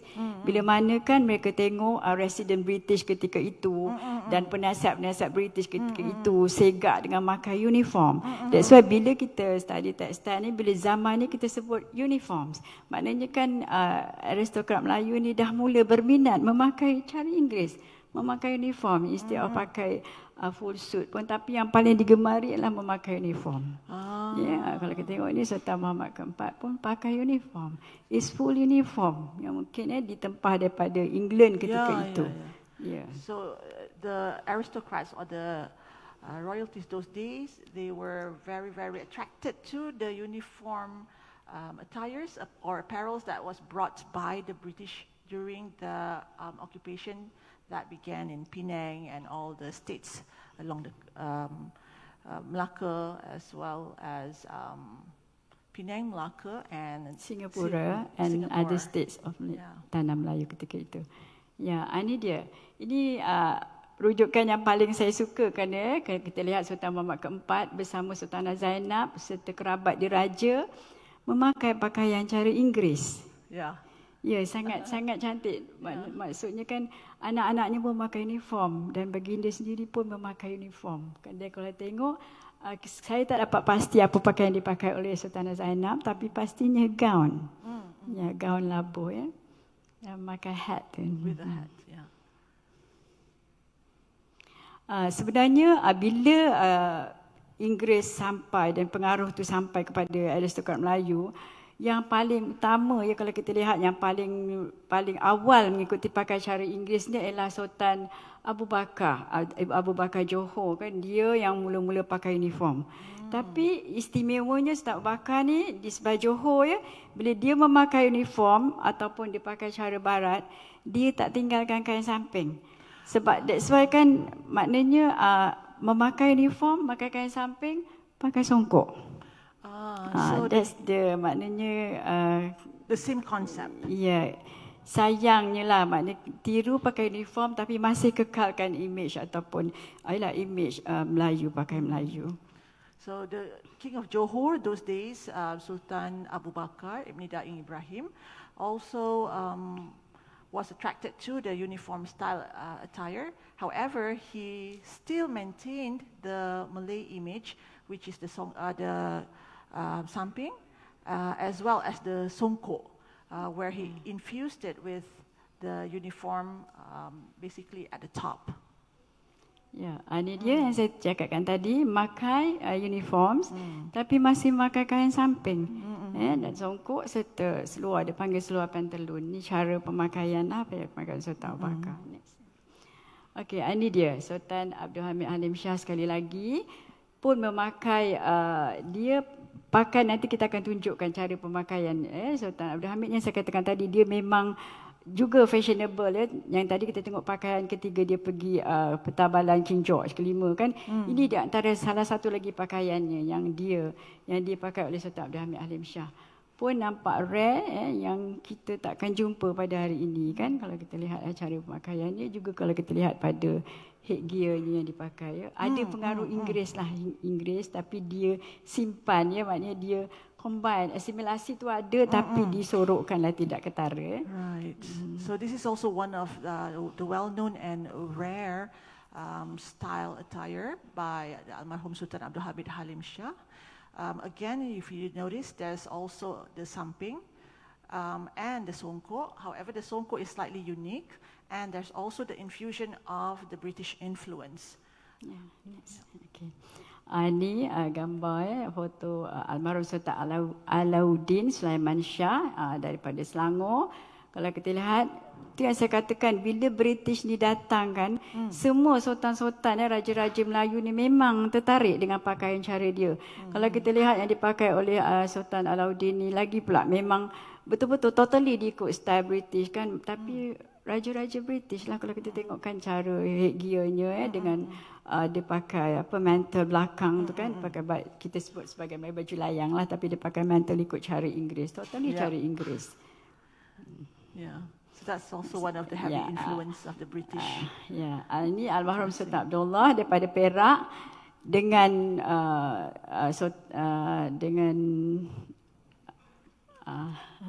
Sultan Jaafar Saifuddin dan Almarhum Raja Ngah Mansur. Maknanya ini memang totally pakai cara British dengan pedang, dengan apa.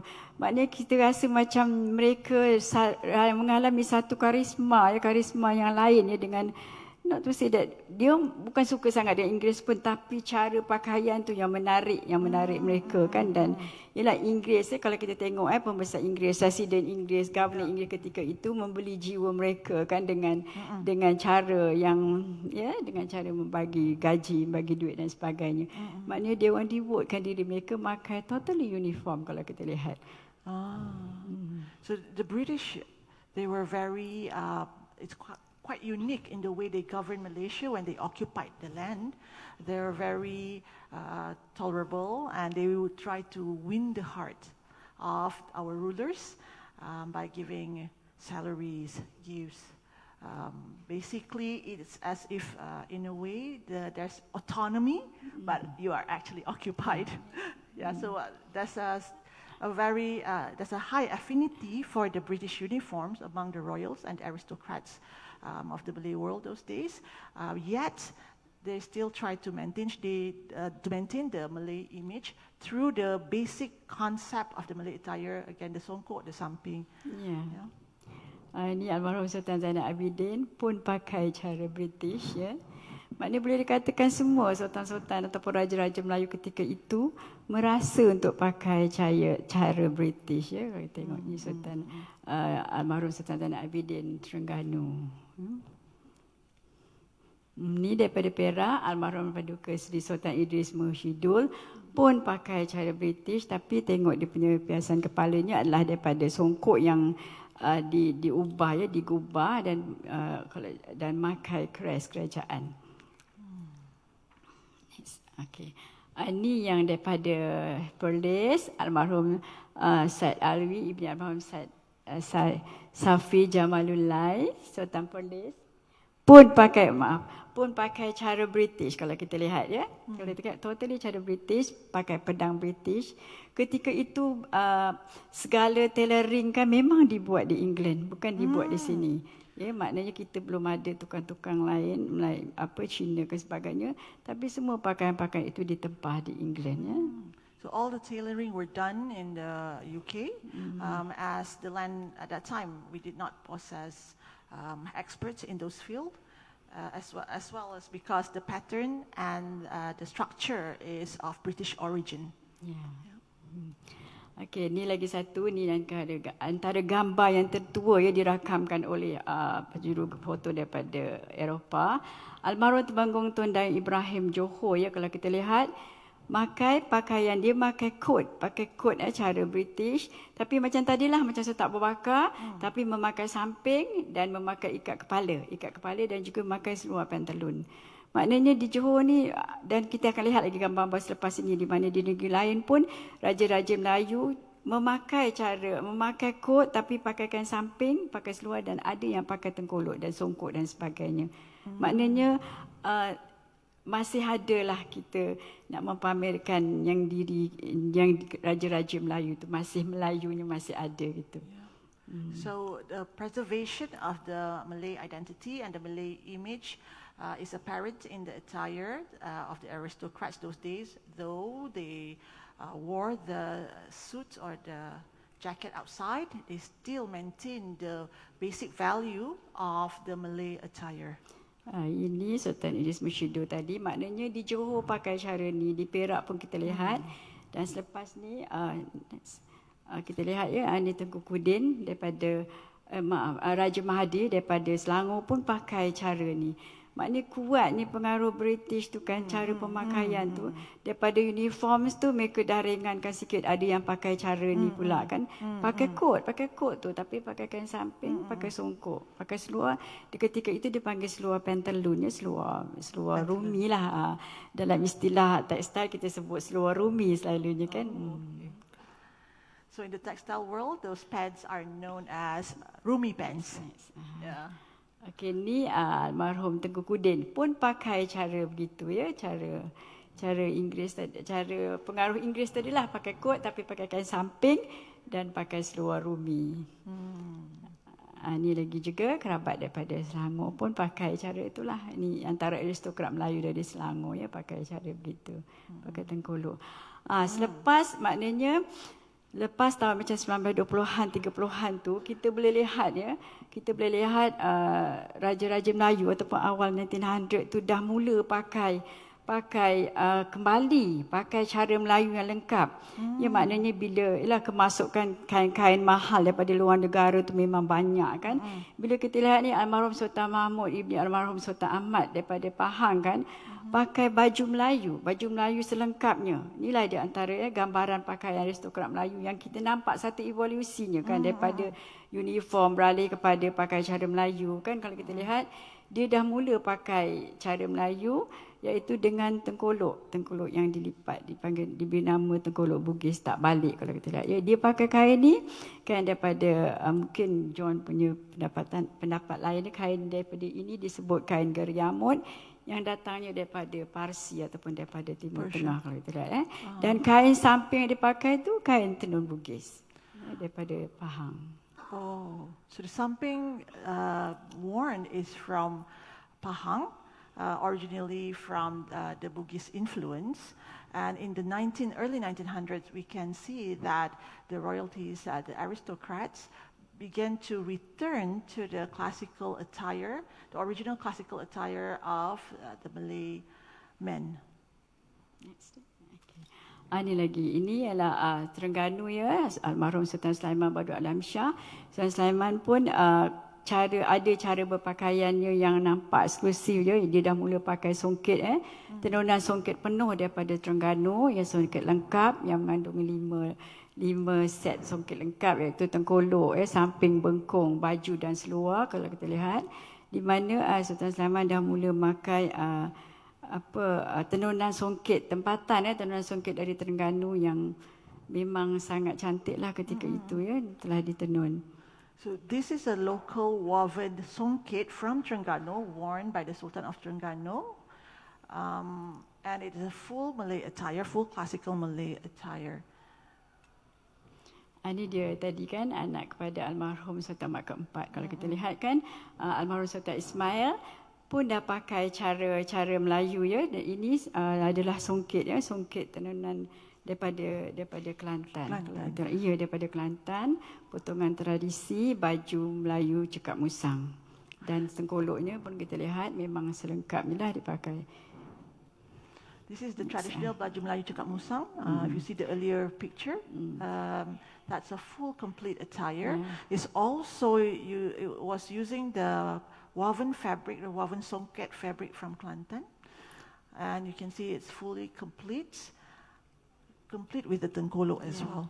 Kita boleh lihat ya tadi daripada Terengganu dah pakai dan Kelantan dah pakai, dan ini Sultan Pahang. Almarhum Sultan Abu Bakar Ya'tahuddin Al-Muazzam Shah pun dah pakai cara Melayu selengkapnya. Maknanya evolusi tu bawa.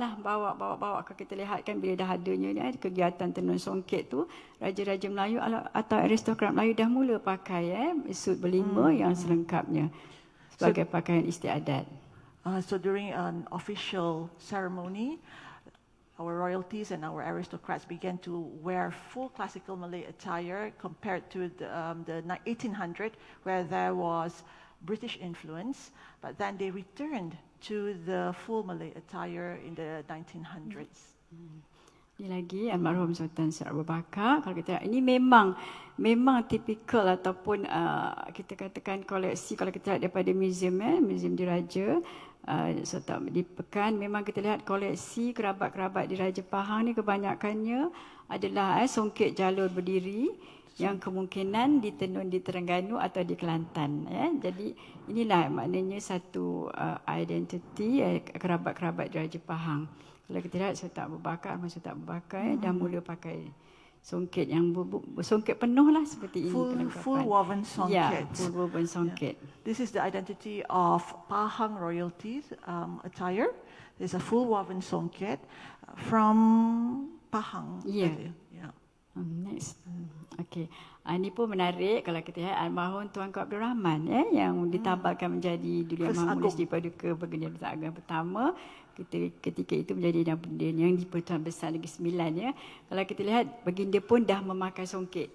Yang cuma kita tak justify lagi songket daripada mana ataupun kemungkinannya daripada Brunei pun mungkin kan daripada Kelantan atau Terengganu, tapi dah pakai dah kelengkapan songket. This is our first official Agong when we received our independence. Almarhum Tunku Abdul Rahman. So he's wearing a full, again, songket attire. However, we're not able to basically identify the origin of his songket. Perhaps it could also be songket from Brunei. Okay, ini dia. Ini pun kalau kita lihat Sultan Musa Giyatuddin Rakyat Shah daripada Selangor dah pakai songket juga songket bertabur lengkap sebagai pakaian istiadat. Dan kita lihat dia memakai baju layang yang ditelepuk. Hanya Selangor saja yang memakai kerabat ataupun kerabat Raja Selangor, Sultan Selangor yang memakai baju layang. Okay. So only Sultan Selangor wears baju layang. Yeah. This is Sultan Musa Giyatuddin. Yeah. Ni saya suka style cara aristokrat Melayu pakai ketika itu, full suit, baju Melayu cekak musang, kain samping dan seluarnya besar ketika itu. Ini pun dirakamkan di England This is a full Malay attire, quite dapper. It was documented in England.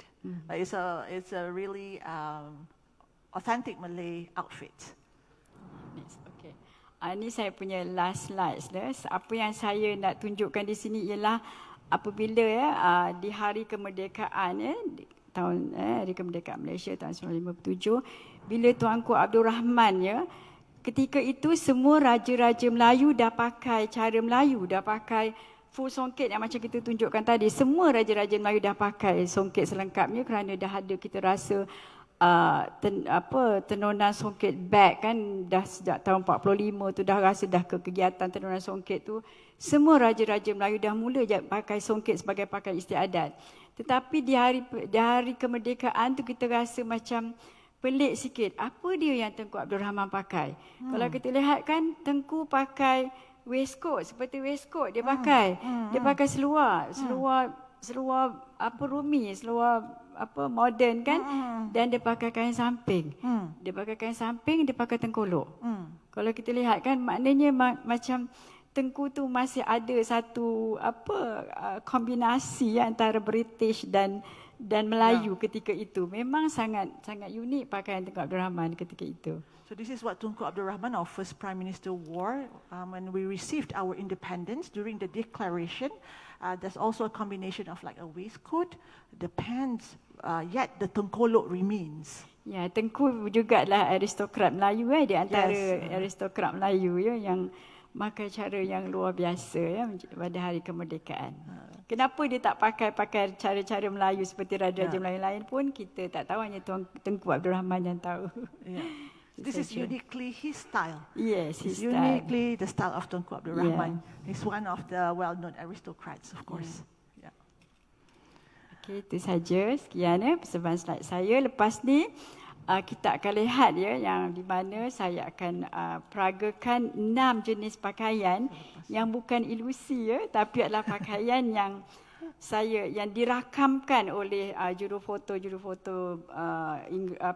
daripada Eropah yang dirakamkan yang kita buat semula kita sebagai rujukan ya untuk masa akan datang. Itu dia. Okey, sekarang ini kita nak bagi panas sikit ruang kita. Okey, terima kasih Puan Zubaidah Swal dengan pembentangan yang cukup Very insightful. Ya, betul. Very deep. Very revealing. Betul. Yeah.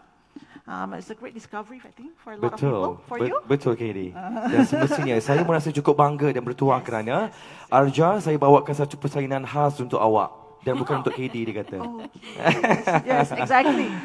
I'm being styled and dressed by another very amazing, very talented individual. Mungkin kita boleh kongsikan siapa agaknya. Yes. So my attire is influenced by the City One Kembang and innovated. It's not 100%, but it is influenced and inspired by the City One Kembang. I see. Innovated and styled by the amazing Ain Muhammad. Tepukan untuk Ain Muhammad, one of our famous and talented costume maker yang ada di Kelantan. Okey, dan kita nak bagi panas sikit ruang hall kita pada petang ini. Dan kita sudah bersedia ke semuanya? Okey, Puan Zu juga sudah excited ni, cakap boleh nak start ni. Okey, kita tampilkan rupa dan gaya pakaian aristokrat Malaysia Melayu by Zubaidah Swal. Silakan.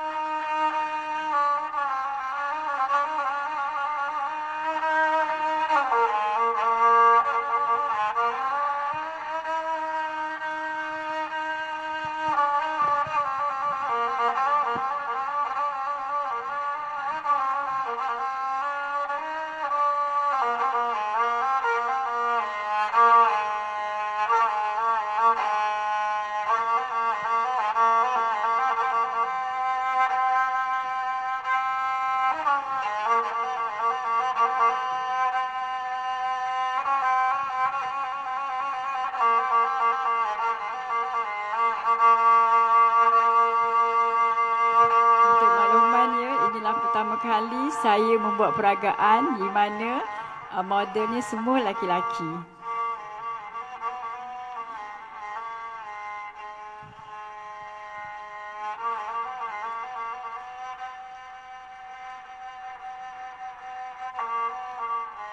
Pakaian Tun Hassan. Ini adalah pakaian yang digambarkan dalam tulisan Latin atau sejarah Melayu. Tun Hassan ni adalah anak kepada Bendahara Seri Maharaja. Dikatakan ada pun Bendahara Seri Maharaja banyak anaknya. Yang tua laki-laki Tun Hassan namanya, terlalu baik rupanya. Adapun Tun Hassan Temenggung apabila akan mengatur orang makan, maka ia memakai seberhana pakaian, berkain mancung, bersebai, berdastar berhalaman, bertajuk berkancing. Tun Hassan Temenggung yang pertama melabuhkan baju Melayu dan membesarkan pangkal tangan dan memanjangkan tangan baju. Akan dahulu baju Melayu kecil juga, maka dipantunkan orang. Murah kata Deji, 4 hasta sehelai baju, muda berusul dalam manja, bagai mutiara dalam teraju. Baju sikap Kelantan, ini adalah pakaiannya yang dibuat semula. Seperti gambar yang kita tengok tadi, pakaian dipakai oleh Sultan Muhammad keempat. Baju sikap Kelantan ini dipanggil juga sebagai baju sikap atau baju mengan atau baju putera raja.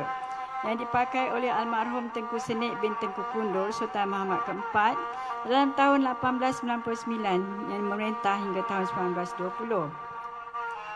Almarhum memakai pakaian yang sangat luar biasa potongannya.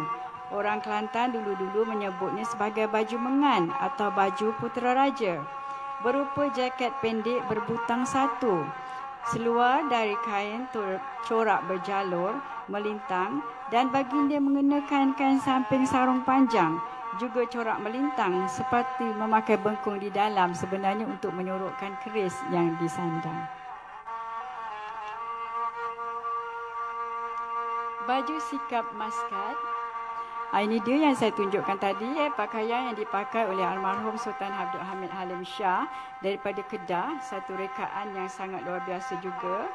Inilah contoh yang pernah dipakai oleh almarhum Sultan Abdul Hamid Shah, ibni almarhum Sultan Ahmad Tajuddin Mukarram Shah, Sultan Kedah yang memerintah dalam tahun 1882 hingga 1943. Baju ini disebut sebagai baju maskat.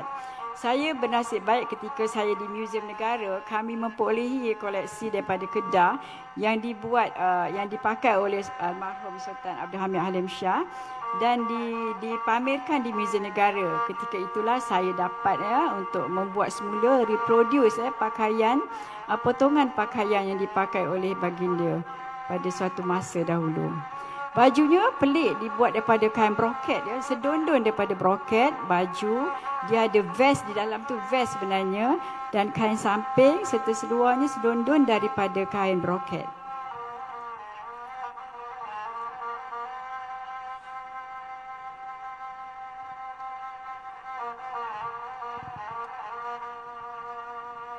Baju sikap daripada Selangor. Ini juga adalah baju sikap potongan almarhum Sultan Abdul Samad, ibni almarhum Tengku Abdullah Sultan Selangor yang memerintah dalam tahun 1857 hingga 1898. Sultan Abdul Samad juga mempunyai potongan baju sikap yang luar biasa seperti yang kita tengok dalam slides. Tapi ini ada antara salah satu potongan baju sikap Sultan Abdul Samad berbutang 5. Dan dia diperbuat daripada kain tenun Bugis, kain tenun Bugis yang ditelepuk. Sekarang baju yang asalnya berada dalam simpanan Museum Diraja Selangor.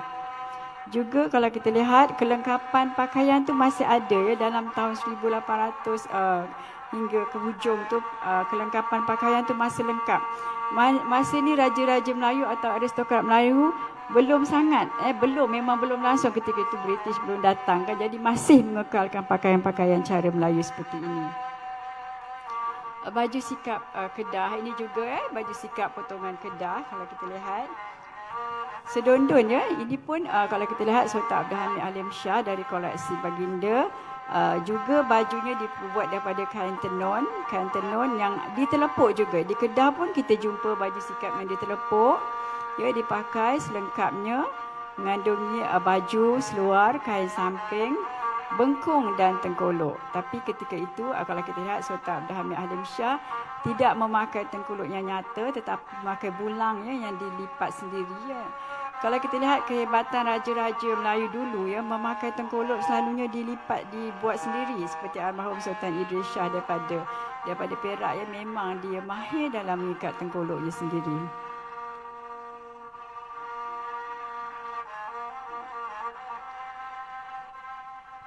Dan terakhir ialah ini dia pakaian kehormatan barat yang kita tengok tadi. Ini yang kita katakan dah ada pengaruh Inggeris kalau kita lihat kan, di mana bajunya memakai kot tapi memakai kain samping.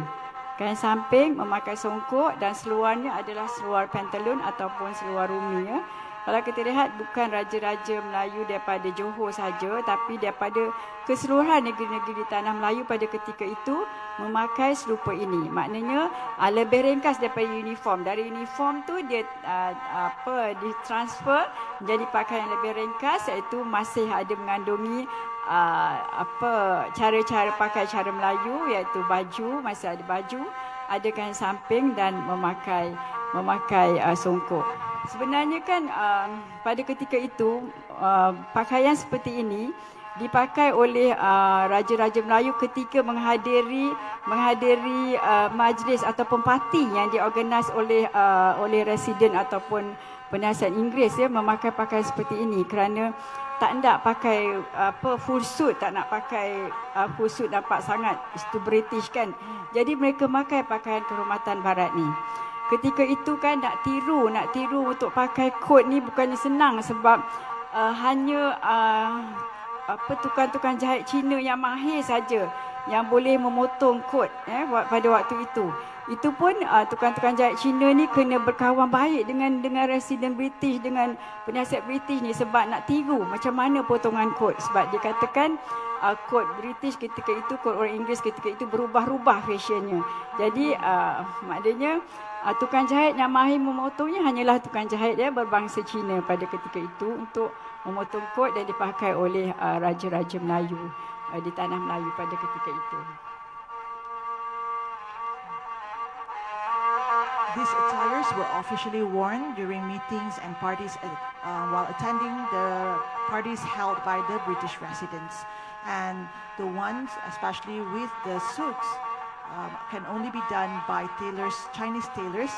And those Chinese tailors, they had to befriend the British residents so they can emulate or copy the pattern and the structure of the suits as the pattern constantly changed aja. Sekian sudahlah. Sudah berakhirnya rupa dan gaya pakaian aristokrat Melayu 1800-1940-an yang dipersembahkan atau dibentangkan oleh Puan Zubaidah Swal. Terima kasih Kak Zu. Ya, sekarang saya nak terangkan pula baju apa yang Arja pakai. Ada juga ya. Okey. Ya, Arja juga memakai baju sikap ya. Yes. Arja memakai baju sikap yang kalau kita tengok potongan daripada Selangor dan Kedah juga punya potongan ini baju sikapnya, dan bengkung pakai di dalam, dan kalau kita lihat Arja pakai tengkolok daripada Kedah ya, potongan tengkolok daripada Kedah. Ini dia. Kalau kita lihat seluar yang dipakai oleh Arja tu juga potongan klasiknya. Dia dipanggil seluar sampak yang di kelengkangnya besar. Sebab itu untuk bersilat ataupun memang potongan seluar sampak ni besar, keselesaan untuk raja-raja Melayu memakai pada ketika itu.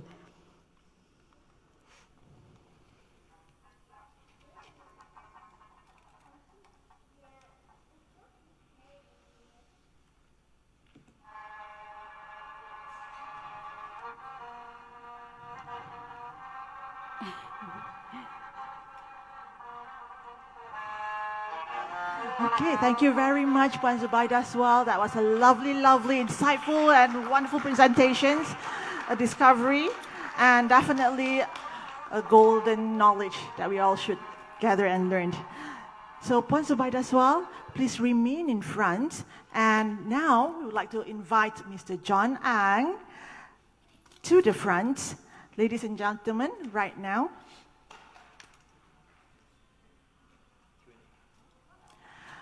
We now actually open the floor to you, so you may ask both of our distinguished speakers about today's sharing.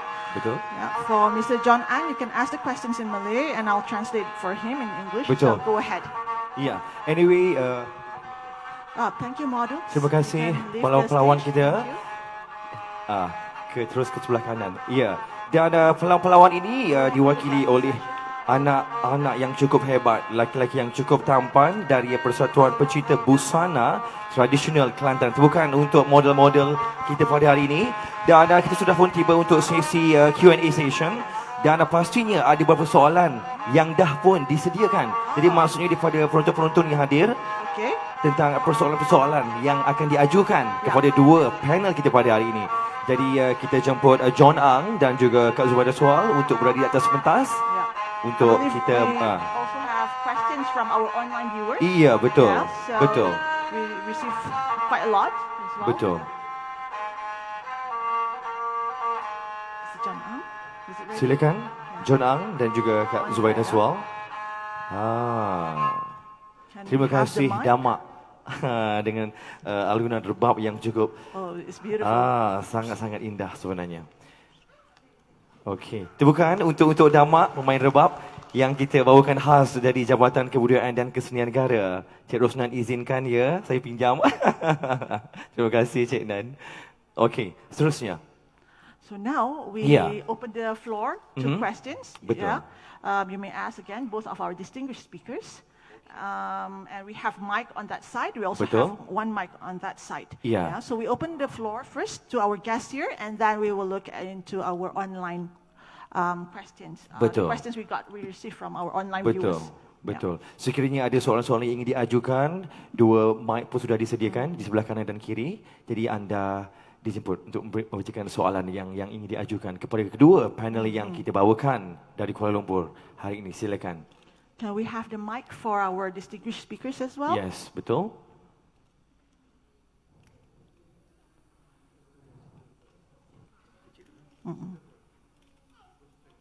So we have one question coming up.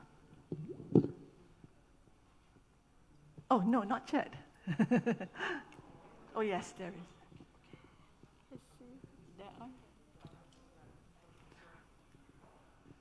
Yes, go ahead. Thank you. All right, okay, thank you so much for the opportunities, and it was an excellent sharing by John Ang and Puan Zubaida. Congratulations to both of you for all the effort, as well as the planning for this sharing throughout. I have a question basically for Mr. John Ang.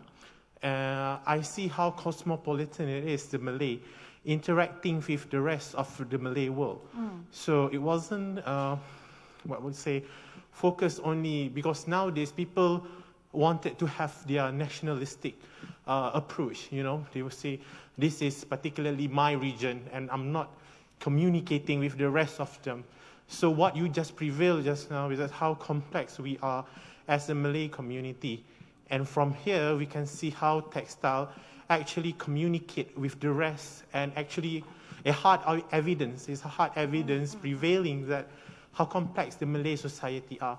So my question is, Mr. John Ang, how can we actually, in a modern day or in a modern time, we as a community in the Malay world actually reconnect with our roots, especially connecting with our ancestries of the charm, for example, for those in Kelantan. And as for me, I'm from Bugis, basically, so how am I tracing my roots to what we call this, to my ancestry and so on.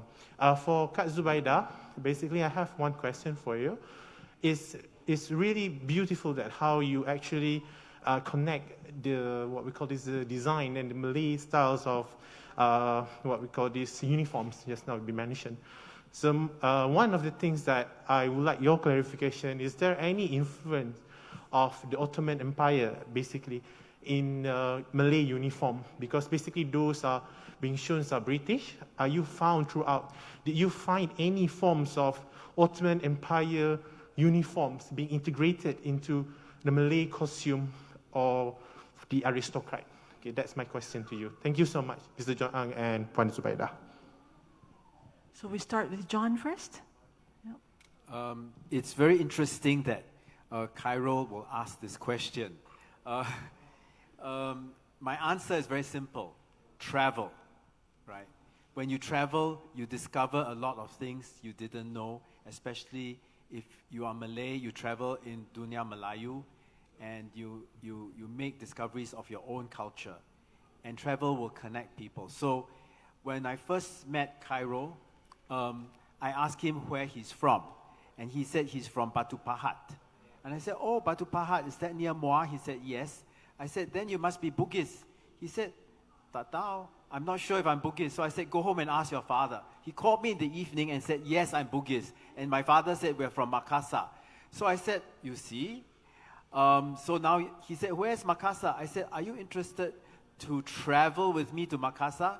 He said, when? I said, next week. He said, let me see if I can get my leave. So he traveled with me to Makassar, and he found his Bugis roots. And he didn't know that, you know, in Makassar, even though they are extremely Islamic, they believe in the 5 sexes. So I brought him to the palace of Bisus, where men dress as women, and he never heard of them. So there was this rite where all the men, some of them were 105 years old, they are Muslim, but they dress in women's clothes, and then they take the dagger and stab themselves. It was a sacred ceremony that they have, that the Bugis had. And so I took him to see the Lagalico Museum, so he realized that the Bugis Bible is Lagalico. He never heard of it. So, and then I brought him to see textiles. Then he saw how the Bugis checks and the Jalua Melingtan and the Jalua Berdiri influenced the people in Pahang. He realized the connection. And then I think, when I first shown the textiles to Cairo, I showed him the beautiful songket of Sumatra. He said, I'm not interested. I only want to see Malay textiles.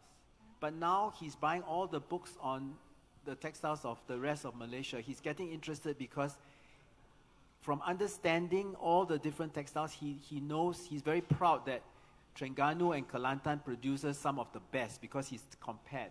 But if you don't compare, you don't know, right? And then he sees how Terengganu and Kelantan and Sumatra has connection.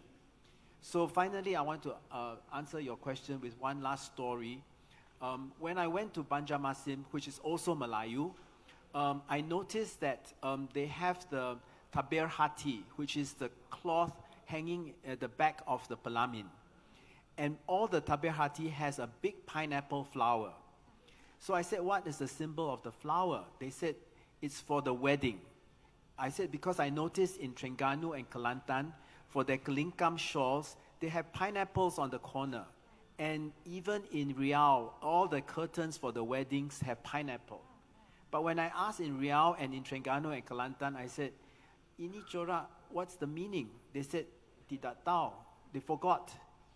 So in Banjarmasin, they told me, it's for the wedding because in the wedding, most bride and bridegrooms think they're going to have a great time. But the pineapple flower reminds the young married couple that a wedding is not only sweet, but has its sour moments. So when they meet their first sour moment, they know it's part of the deal. So they keep the marriage. So I think it's a wonderful thing that, the remote Malay cultures that still keep the traditional meaning can remind the other cultures that have forgotten the meaning. And this is the reason for the connection that, when the British and the Dutch came and disconnected us, and now we have nationalism that disconnects us and communism that came and destroyed a lot of the connection.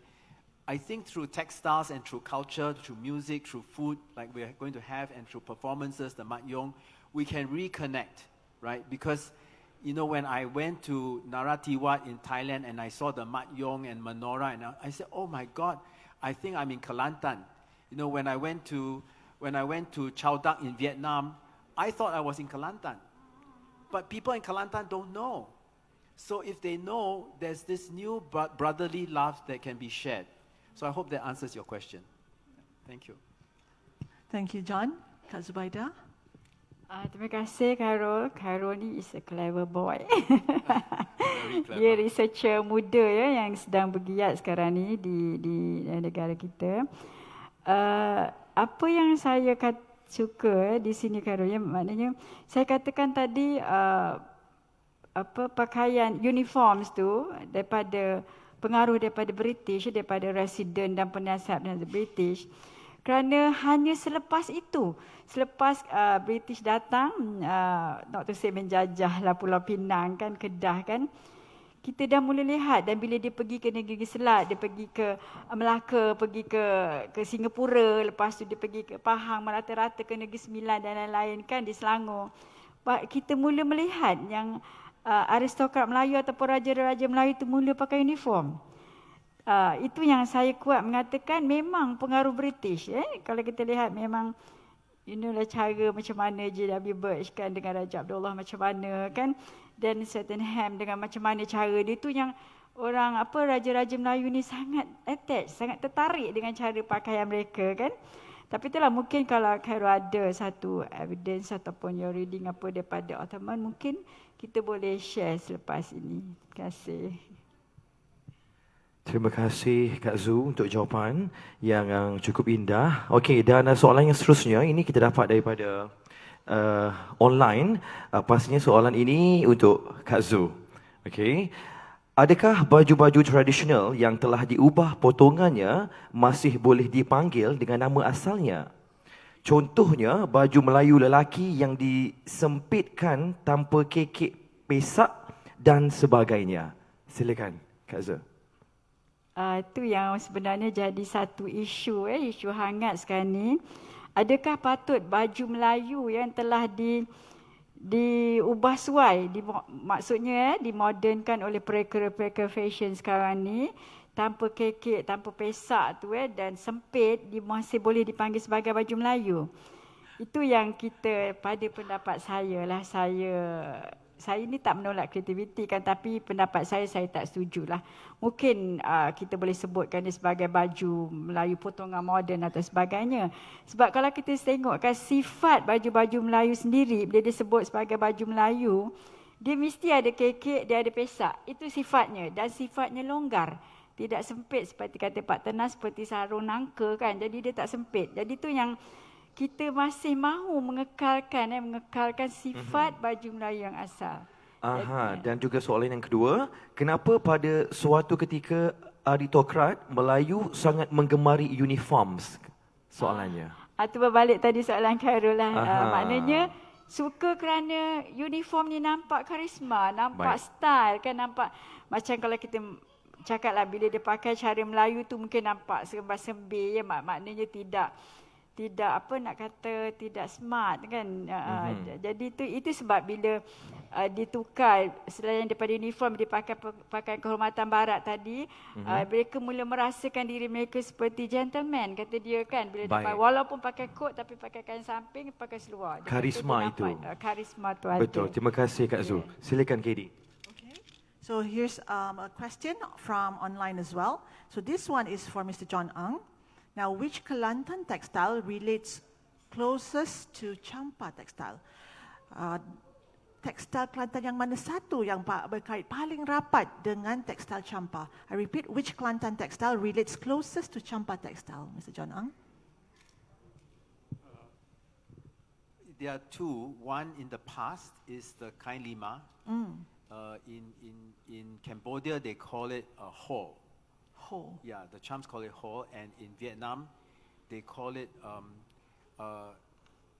kan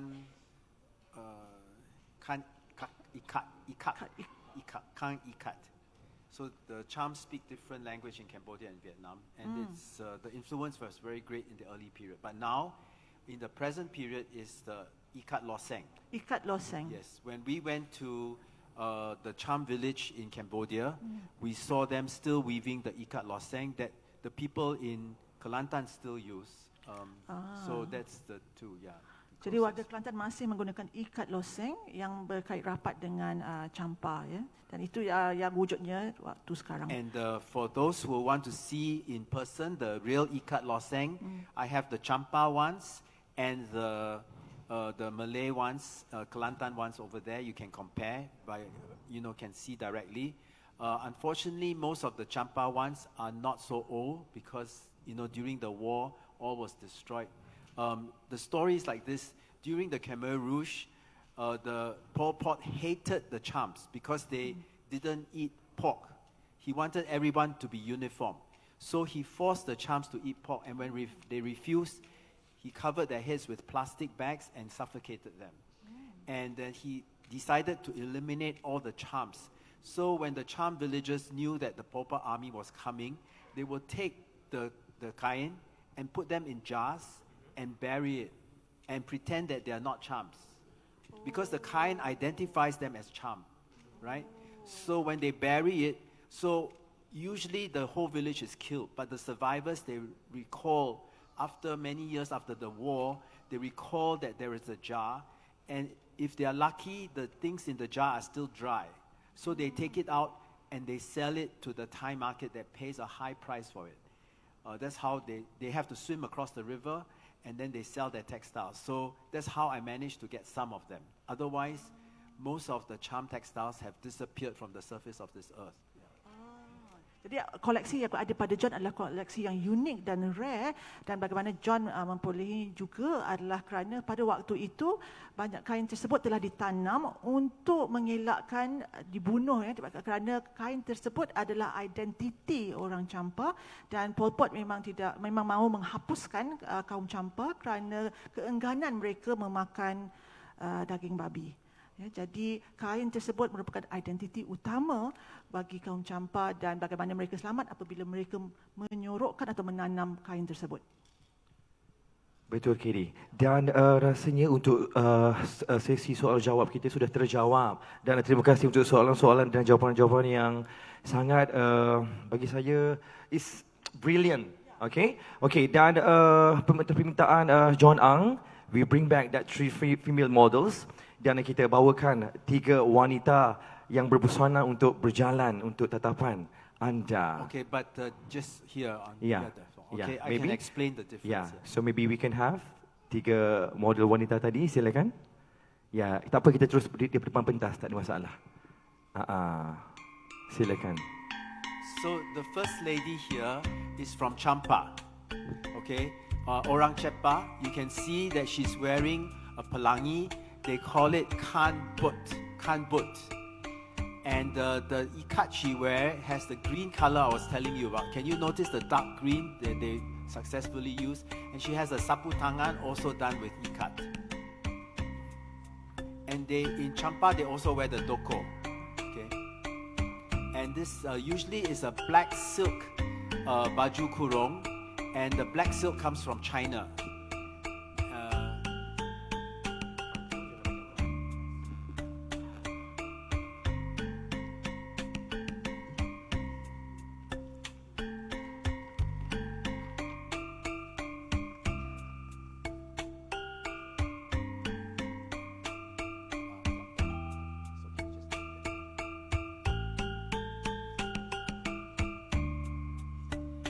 Now this lady, she is modeling in the style of Cik Siti Wang Kemben, which includes a kind lepas that she makes into a hip wrapper like a sarong, and then she wears a kemben.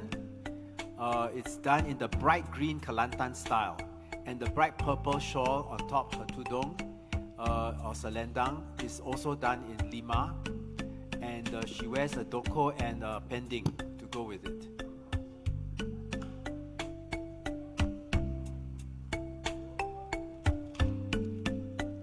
This style is also used in Langkah Suka in Patani.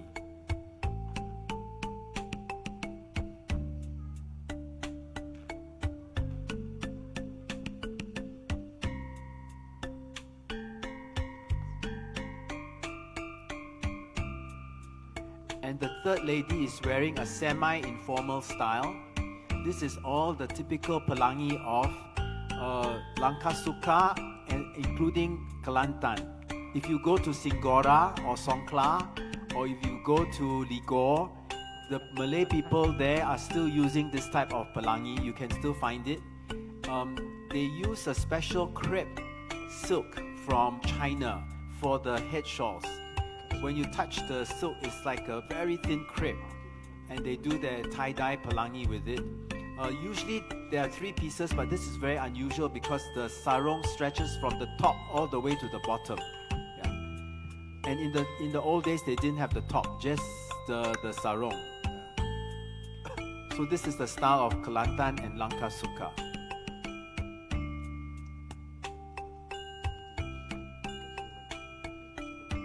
The colors are quite beautiful, and a lot of it in the old days they used natural dye, but in the 1890s they started using the chemical dyes imported from Germany and then later imported from Japan. And if you have any questions on the clothing, let me know. For example, Cairo, can you stand up? He's wearing a typical pelangi from Kelantan. Okay, in the Malay text, you are not allowed to wear pelangi into the istana. I think pelangi was because in the istana you have to wear songket. So pelangi is only semi-formal, not belonging to the formal occasions where you meet the royalty. So for birthday celebrations, they can wear it. If you go for a wedding, you must be a relative to wear it. If you, the sub-relative, if you're the main relative of the bride and bridegroom, is always songket. So that's why I think they banned the pelangi from the court. But when you go to the homes of the royalty, in the informal parties, they wear pelangi at home, not to the istana. So if you go to Kelantan in the palace here, you can see the old pictures. There's a picture of Sultan Ismail with his wife, and she's wearing at home, sitting on her sofa, a pelangi sarong. Okay, so there are different uses for different cloths in the old Malay culture. Thank you. Thank you. So Thank the you, models everyone. will be walking around. After this, you're invited to go to the room next door, and you'll see a small exhibition of the actual textiles. And if you have any questions, you can look at the models. Please try not to touch the textiles. You can see it, but because the fingers have grease, they can cause damage to the textiles. Thank you. Thank you, Thank you, Mr. John. Thank you. Ang. Thanks for that addition information. It's very valuable. Okay, Arja. Betul. Yeah, Mr. John Ang, you can John, just remain here, you can stay on please. stage. Give Yeah. you the mic. Go ahead. Thank you. Yeah, on stage. Okey, anak dara menumbuk pandan, membuat kuih hidangan kenduri. Ilmu yang baik jadikan teladan, segala yang buruk letak ke tepi. The pandan leaf, the maiden pounded, used for dessert to serve in feast. Apply well the knowledge gathered, the not so good, just live in peace. Selesailah sudah sesi Cultural Runway yang sangat bermakna. Kini tibalah masanya kami menjemput Yang Mulia Tengku, yang berbahagia datin dan yang dikasihi Encik Nik Faiz, dan untuk kehadapan untuk sesi fotografi bersama. Silakan.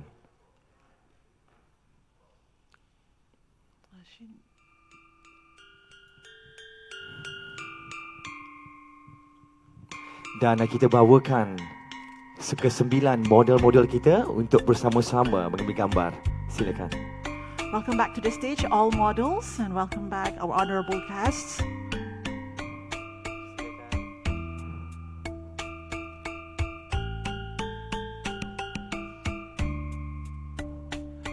Model kita di bawah, boleh silakan. Dan kita juga menjemput pastinya one and only Kak Zubaidah Sual untuk berada sebelah terpentas untuk mengambil gambar.